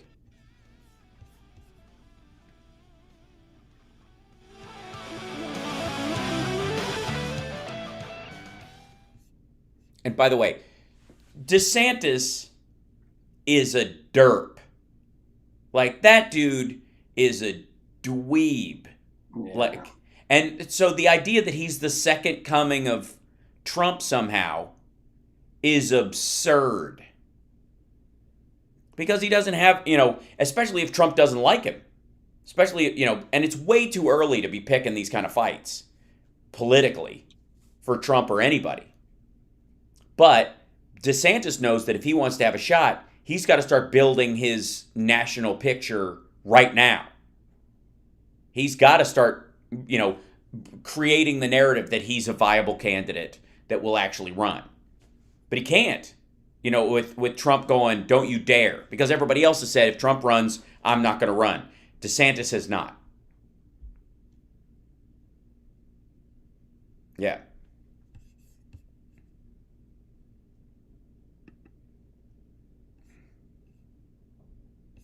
Mm-hmm.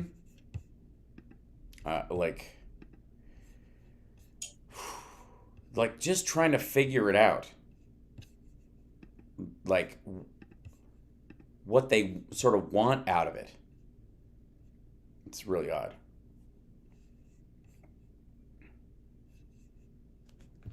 Mm-hmm. Hold on.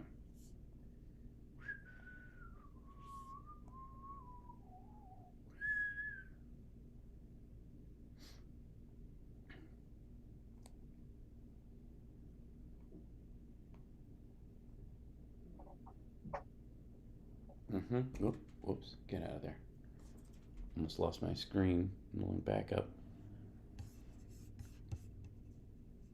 I gotta get back. Display.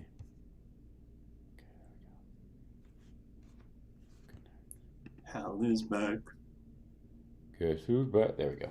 My I use my iPad using Sidecar as a second screen because I don't have enough space on my like no laptop screen has enough space for video streaming. All the crap that has to. Not with everything you're doing. But yeah, it's insane. Let's see. Bring this up. Okay. So I've got to. Coming back in 20. Thank you. Plug it in. Plug it in. Okay.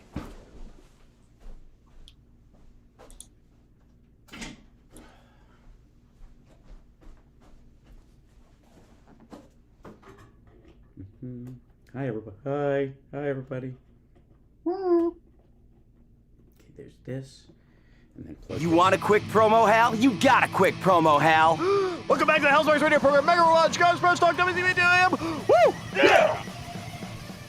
Like it. Welcome back. So, here's we're coming out of it really feels like, considering there's been a rise in Omicron cases, the virulence of the disease and its danger are minor compared to its transmissibility.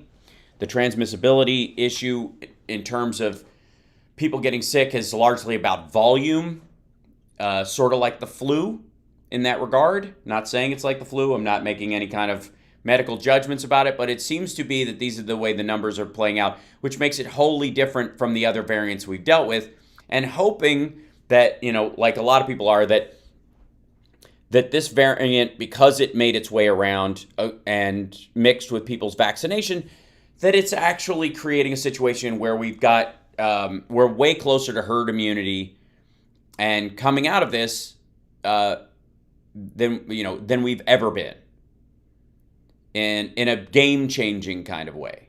And that seems to be the case. And so the UK is stopping all of their COVID-related mask-wearing requirements and all those kind of things in the next week or so. The Biden administration is loosening a lot of those as well. A lot of them have to do with it just being, this particular variant being as,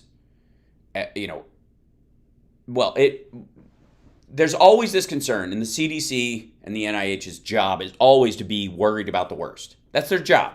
It's like the DOD. The DOD is not worried about what countries want to play nice with us, or what situations where we, the diplomacy. That's the State Department's job. The DOD is worst case scenario. And in many ways, the CDC, the Center for Disease Control and Prevention, which is the CDCP, which sounds very official, their job is to protect us from the worst. And so they've got to game out the worst possible scenarios. They're always going to be on the hyper cautious side of things because it's their job. And you need them to do that. You need people who will think about the worst possible outcome so that they can be prepared for it. So the rest of us can get on with our lives because someone else is considering what response we might need to have legitimately. Now, I know on the right side of the argument, there seems to be this idea that because they think they game these things out, that means they want these things. Or because they are cautious about it in every conversation about it, it's not just a factor of their job and how they should be talking about things. Because giving some people a false sense of security about something, knowing that people are so exhausted by all this, that they might take advantage of any small piece of information that says it's going to be okay and throw caution to the wind entirely right at a time when, God forbid, there's another variant right around the corner that makes it worse, that sweeps the leg, Johnny, as we're just getting out of this. That's the concern. That's always been the concern, that there's a Delta there, right? And that was the lesson of Delta for many people at the CDC as well, because we come out of Alpha, we were, Mu was floating around, but vaccinations were on the rise. Ultimately, the people who were killed by Delta were unvaccinated, as were people who were dying of Omicron. The difference was Omicron, because of its ease of spread, was spreading to groups that could not be vaccinated yet, namely children and people with autoimmune disorders, and that it would seem to spread so easily that it was going to reach everyone at some point. So there was a real fear that you had to batten down the hatches in a way that you in a way you hadn't even done before. In the process of this, the news out of South Africa and other places where this started are certainly better than Delta and are pointing to a direction where this is closer to flu-like numbers, in which case we as a country and we as a world have dealt with this coronaviruses and influenzas and pneumonias and diseases like that with an awareness that they're contagious, with an awareness that you have to take care of your health, with an awareness that we need treatments for these things and vaccines when we can get them, but not in a way that shuts down all of society. And so the feeling is, in general, that post-Omicron, as the next few weeks bear out, because there's always a lag time in deaths and in related to any of these things that we've had, and we've been in this so long we actually have a history with it. We kind of know, and the number of deaths, even though the case spikes are close to, and in a lot of cases higher than January of 2021, the death rate is almost half. And already that was a number that was,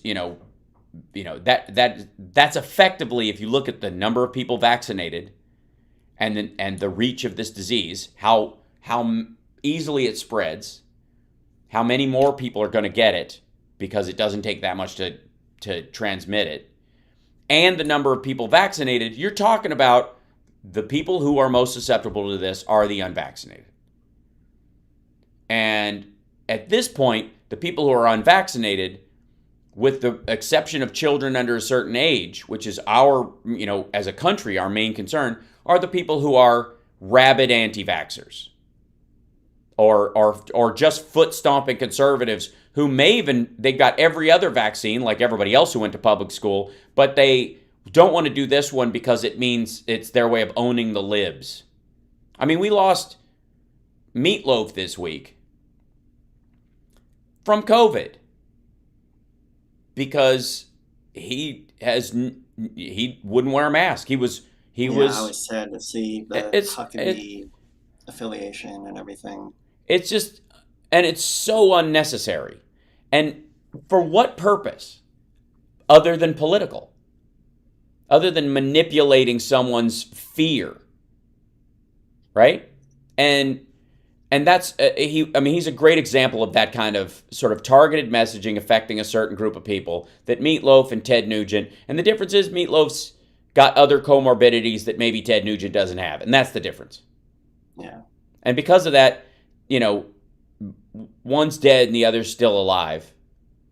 But there's no guarantee that it won't affect him eventually, that anybody else who isn't vaccinated, there won't be another variant that comes through. That maybe you're protected because you've had Omicron, like everybody's going to get it almost, and vaccinated, that the combination of those two things, it protects you against Delta, they now know.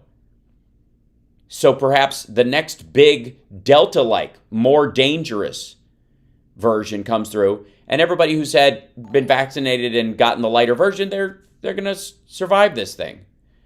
And meanwhile, the people who are just simply not getting vaccinated for political reasons, or lunatic, Roseanne Barr, Kirsten W, QAnon reasons, are unfortunately going to leave the earth prematurely, only to show fealty to Donald John Trump in the weirdest way. Because again, this is the part.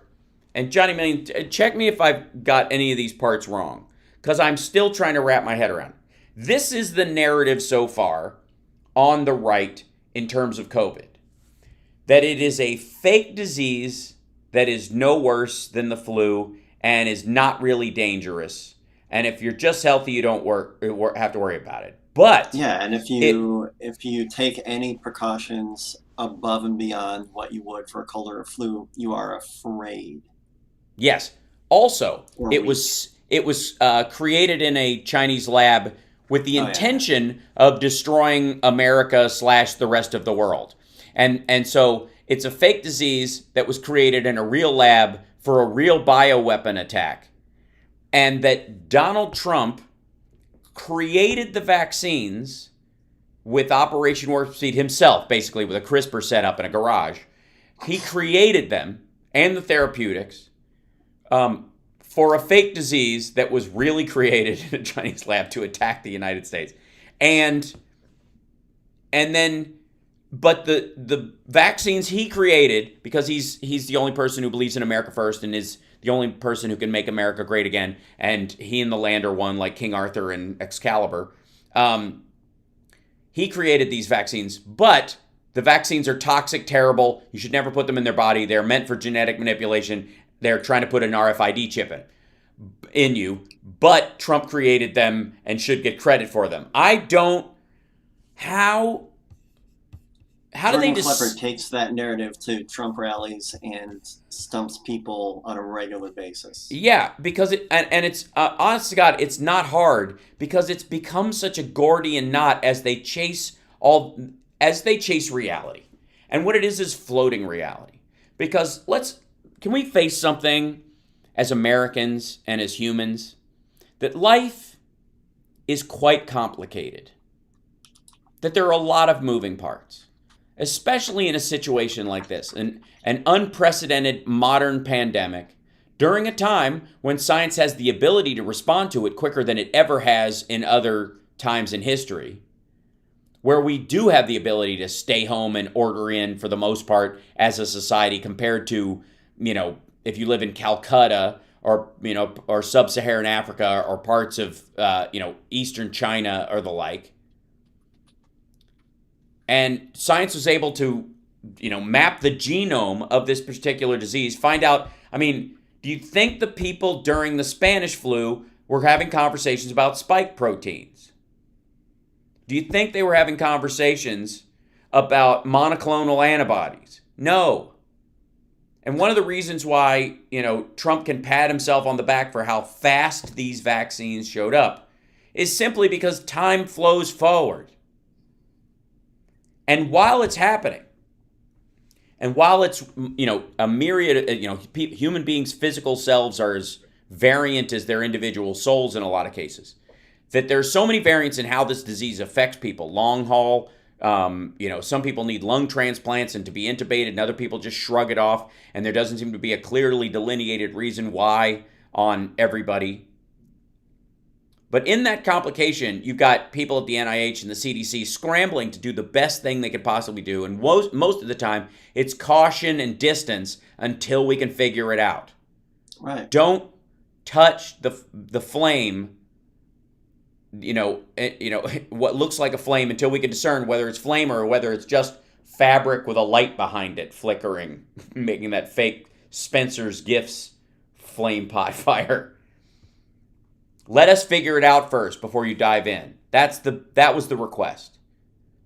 Wear a mask, stay home, socially distance until we can get a handle on this. Because if we don't, and it's as virulent and killing as many people as it seems to be doing, our hospitals are going to get overrun, and then anybody else who needs a hospital is going to die. Yep. Because there won't be room for them. Because we don't live in a society where everybody's dying in big masses like this, thankfully, all the time. So we don't have available beds like that, because why would we? Why would you put those resources into something you don't need all the time? As a matter of fact, you're trying to move away from that. Science has improved so much, we have fewer ICU beds now because people needed them less. We got to take a break. When we come back, it's the happy ending. It's true.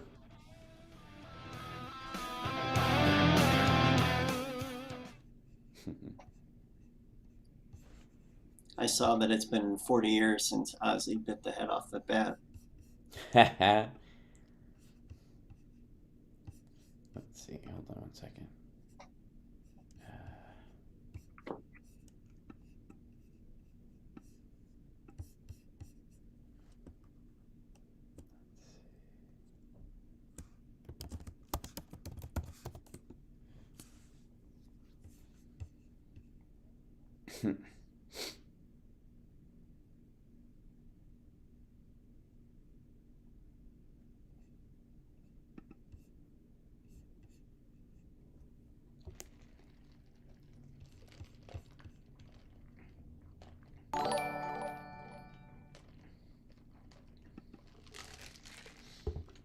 Thank you, Misty Q. And thank you guys for joining in today. I'm sorry if I I think Johnny's seeing the chat room. He's watching. Are you watching on YouTube? Is that what you're doing, Johnny? Yeah. Okay. Yeah. Yeah, so I don't see if it comes through Twitch. Gotcha. Let's see. I got to do this, and then I got to stop this. Johnny? Yeah. Hold. Okay. That's me. That's you. That's everybody. And somebody else. Oh, yeah. There we go.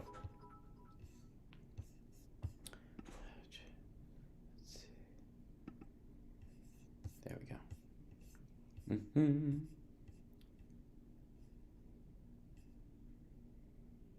There you go. Oh, thanks.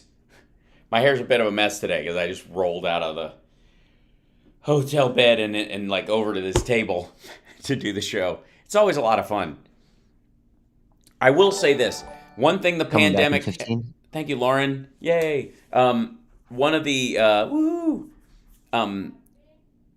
one of the things that did improve incredibly during COVID... I am happy, you are happy, let us be happy together, whether the weather is cloudy or sunny. I will always be your funny honey bunny. I am lucky, you are lucky, let us get lucky together, whether the weather is cloudy or breezy. I'll be there to say, hey, come on, let's take it easy. 'Cause isn't it nice to have the friends that you do? And isn't it nice that the sky is so blue? And isn't it nice to say I love you, chugga chugga choo choo, woo woo. I am smiling, you are smiling, let us smile together, whether the weather is cloudy or stormy. I will still be there in the morning, I'll be right by your side in the morning. I'll make you breakfast in the morning, I hope that you like cereal. Yay! Now, there's a lot going on in the world, all right? And a lot of it can make people very, very nervous. What, right as we're coming out of this craziness that we've all been through, are we going to get into a war over Ukraine, right? That's the other thing. Like Russia, Right. like the first U.S. shipment of lethal aid to Ukraine arrived today because, we cleared that point because we've been in negotiations with them. There's been non-starters back and forth, as far as what they want. They want a whole, they want NATO to write a big letter how they're not going to ever admit Ukraine and NATO's like, that's up to Ukraine, dude. If they want to join because they're worried about you, that's up to them. And you keep doing stuff that would make them worried about you. So why wouldn't they? If you're, honest to God, if you're Ukraine, does Russia massing troops on your border make you more likely to want to join NATO or less? Of course, more. Because the NATO alliance is based on if you attack one, you attack all. And so the only way you can guarantee support from all the other countries where literally their militaries have to join in the fight to protect you, not just give you stuff, but actually be there, is to be a part of NATO. And if Russia isn't massing troops and if you're dealing with them about gas and pipelines and stuff, what do you care? But if they're stacking tanks and anti-aircraft and mortars and all kinds of missiles at your border, of course you do. Of course you want France and Germany and Lithuania and Sweden to all kind of want to join in, right? Lithuania is not part of NATO, I don't think, at this point, but they want to be. So yes, that is, here we are. We're going to stop one thing and start another, and yada yada. Well, there's not going to be U.S. troops in Ukraine. Just like that notion. That's not happening. No one expects that to happen. I don't know why. Like Tucker keeps bringing it up. So does Sean Hannity. I think it's a way to scare Americans away from the idea of being in there. Like we're going to send troops into Ukraine. We're not. This is not Bosnia-Herzegovina. It's not an internal, genocide that's going on in that country and a civil war that we act as peacekeepers with UN troops or any of that other stuff. Thank you, Lauren Ipsum. But it's a scary notion nonetheless, and it's certainly the last time this kind of thing happened was during the end of the Obama-Biden administration, and this was a constant issue during the Ukrainian relationship and dealing with the sketchiness of Russia trying to undermine Ukraine from the inside with puppets, and then when that didn't work, ultimately slicing off a section of the country. And the idea is that just incrementally taking pieces in more and more of the country, or just doing a full-on invasion. Now, 100,000 troops invading a country of 40 million people is not going to. I like my chances. Yeah, it's not. It's not going to go smoothly in that regard, and Putin has a lot to lose if they do this. In the same way that China has a lot to lose going into Taiwan. As much as people think it's like Hong Kong. Hong Kong is physically attached to the country. Was handed over by the British after the 99-year lease was up to the mainland. They've had some social differences, but they're effectively the already part of the unification. The unification was already started in the 90s. This is just lagging, as far as Hong Kong. And let it be known, by the way, that I support Hong Kong democracy and democracy for the entirety of China, for the record. The CCP, China as a country, as we know it under the CCP, is going to come to an end in the next 3 years. In the same way the Soviet Union broke up. The difference is that there is no, version of a former CCP intelligence guy running the place like Putin running Russia. There's no lineup. The Shanghai faction, which is against Xi Jinping in China, that is the the group that would benefit from the fall of the CCP, will want to run it more like Hong Kong used to be run, as a democracy, moving in a more freedom and liberal direction, which would decimate everybody involved in the CCP's control point in all the provinces. So it's as bad for them as the break off of Kazakhstan and Ukraine and Belarus and all those things. So that's going to happen. It's going to happen over the next few years. And that timeline might have taken 5 years or even 10 years, but it was sped up by COVID. COVID sucked about 5 years out of that fall. Meanwhile, what have you been hearing about the United States? Now, granted, horrible gas prices in Russia, horrible inflation in Russia, horrible gas prices in China, horrible inflation in China. But if you watch Fox News, they've got powerful, strong leaders, and the reason we have a little bit of inflation comparatively and a little bit of higher gas prices, because they're paying $7 a liter in Russia, and meanwhile we're at $4 a gallon in the United States, and they make a lot of the oil and present it to Europe they're more oil rich than we are. It's their only export of note. Supposedly we have weak and feckless leadership, according to Tom Cotton and everyone at Fox News. So America's doomed.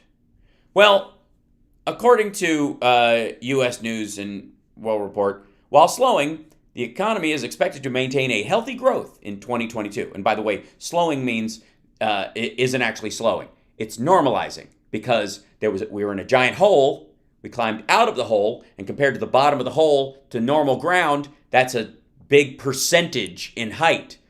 But we're just back to normal, essentially. So it'll look like it's slowing because you're standing on level ground again. You're no longer in a hole.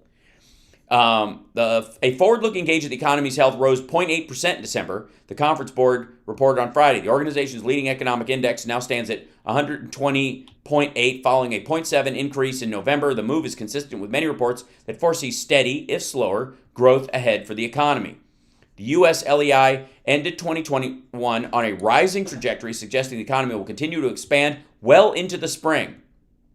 It said Atama Oziyildirim, Senior Director of the Economic Research at the Conference Board. For the first quarter, headwinds from Omicron variant, labor shortages, and inflationary pressures, as well as the Federal Reserve's expected interest rate hike, may moderate economic growth. The Conference Board forecast GDP growth for quarter 1 2022 to slow to a relative healthy 2.2% annualized. Still, for all of 2022, we forecast the U.S. economy will expand by a robust 3.5%, well above the pre-pandemic trend growth. Let me say that again. Who was president just pre-pandemic? And what were you told about economic growth that entire time? Best it's ever been.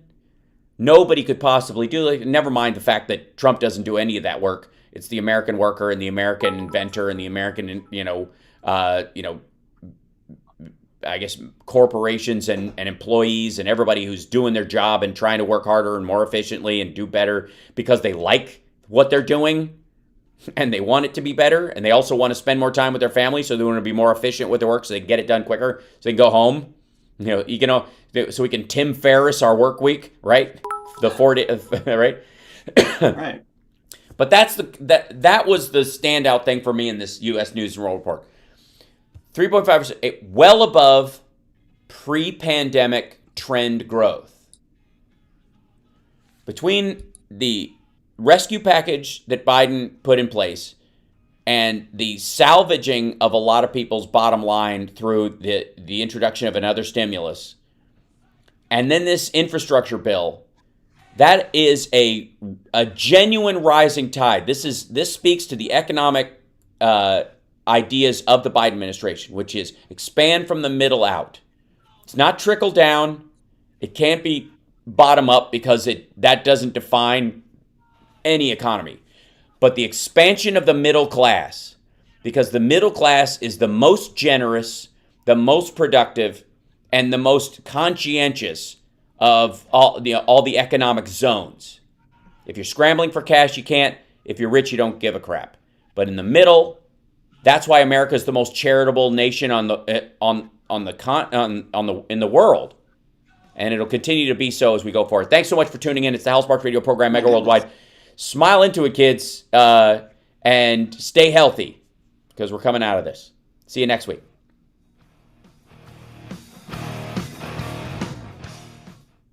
I have thanks, Chicago. Thank you. See you next week. Absolutely. Yeah. Cheers. Yay. Now let's see. Say something, Johnny, real quick. 1, 2, 3. Yeah. Well, for whatever reason, when we do it this way, you don't double up your audio when I turn that thing off. So that's weird. It is. I don't know what that is. It's an odd glitch. Yeah. The Omicron variant of the coronavirus is throwing a monkey wrench into some economic data, but the highly transmissible virus is beginning to recede somewhat. Labor and supply shortages, however, may take longer to return to pre-pandemic levels. That's really what this is. Like, getting stuff to people who want it. The demand is there. The supply is lagging. That's just life. And it's amazing to me that not only does Fox want to ignore it because it's good news for the Biden administration, it's good news for the country. I mean, that's why. Ignore that. Yes, they have to. Oh boy, OBS can be touchy. Where does the fear go? Learn about X264.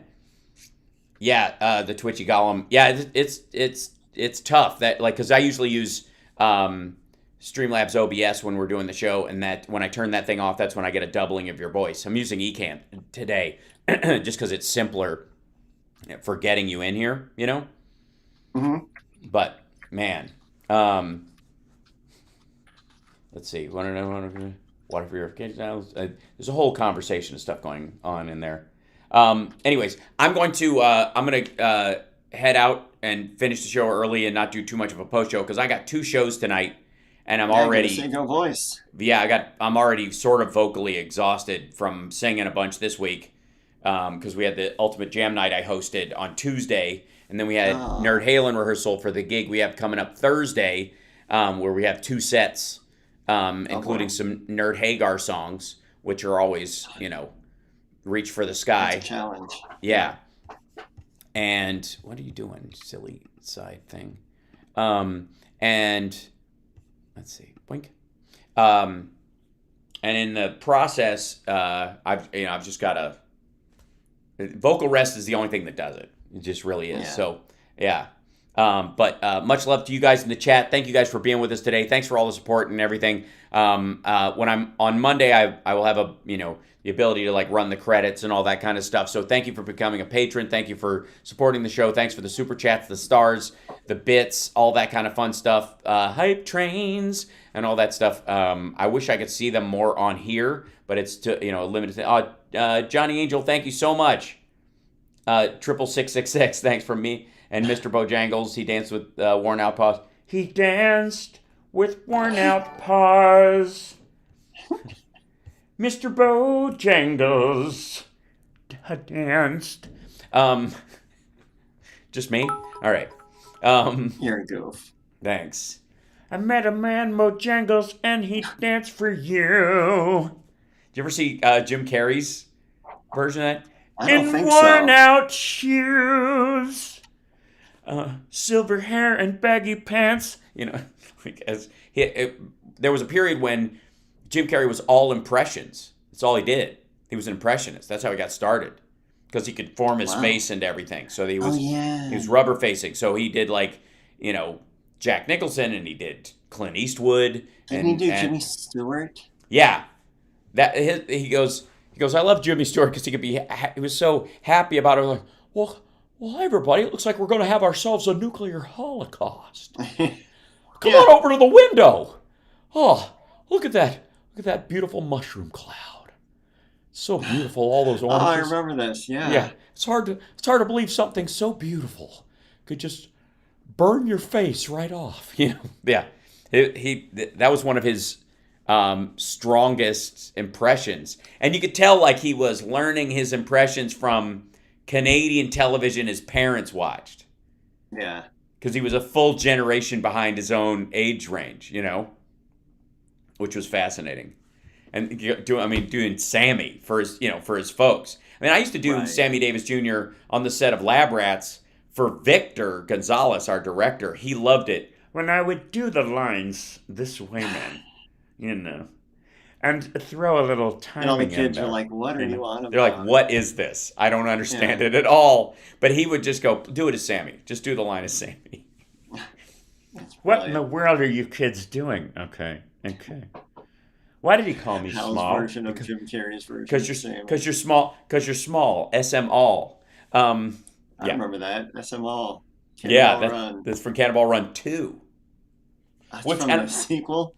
That's from the sequel with Charles Nelson Riley in it. Oh, God. Which is a natural. See, I got it. This is how I get stuck on, and we end up talking like this, and I wear my throat out. Okay, I'm going to sign off. Blessings to all the people in the chat. We adore you. Thank you. It's going to be a good time. I can't wait to, see anybody who comes small man. It's actually probably better for my voice to speak as him all day long. It's really easy. I'll do that, and it'll keep my voice. Why don't you do that? High and tight. It's like talking like Sebastian Bach, dude. You gotta talk way up here, dude. Because this is dude. It's totally true. This is so fucking boring. Just like I think what your saving grace is going to be is like a Mickey Mouse falsetto. Oh, golly. Oh, wow. Yeah, that probably. I'll just like the Bee Gees. They always never heard of a time when the Bee Gees can't hit those notes anymore because it was all falsetto. Voice note. Yeah. What you doing on your back and your back? Yeah. What you doing on your back and your back? Yeah. You should be dancing. Yeah. What you doing on your back was that line. What you doing on your back and your back? What you doing on your back and the back? What you doing on your back Because why are you laying there in bed? Why are you not going out? You should be dancing. It's like basically, you lazy motherfucker. Right. Lots of unsolicited advice there, Mr. G. Yeah, right. Yes. The Brothers Gibb, which is where the Bee Gees name comes from. That was their name. In Australia, they were the Brothers Gibb. That's the name for their band, And then the character, somebody did Brothers Gibb. Was really big, and it was like B Brothers Gibbs, and then all anybody saw on the poster was the Bee Gees. Well, I mean, Australians love to just use like nicknames and acronyms. Oh, totally. It's like the British. Like we invented the language. We can do whatever the fuck we want with it. I don't have to say the whole word. I mean, I don't really care how many letters are in Worcestershire. It's Worcester, and I don't care. That's it. Yeah. Worcester. You can look at it, and it says Worcester to anyone. But it's Worcester, and that's all that matters. And you'd be Sparky in an instant if you went to school in England. Oh, yeah. They just take your last name and add a Y. Oh, yeah, Sparky. Get over here, Sparky. Yeah. Totally. Yeah. Which is my dad's nickname, so that'd be an issue. Yeah. Anyways, all right. I love you guys. I'll see you later. Right. This is going to go on forever and ever. And night. bye, chat room. Thank you so much for tuning in. We'll see you later. I'll see you guys Monday for the morning show at 9 a.m. Pacific time. And then, of course, the regular 3 o'clock show in the afternoon. Maybe House I'll Parks show Mega up World. in the chat. What? It's happened. It has happened. So exciting. Okay, bye, everybody. Bye. So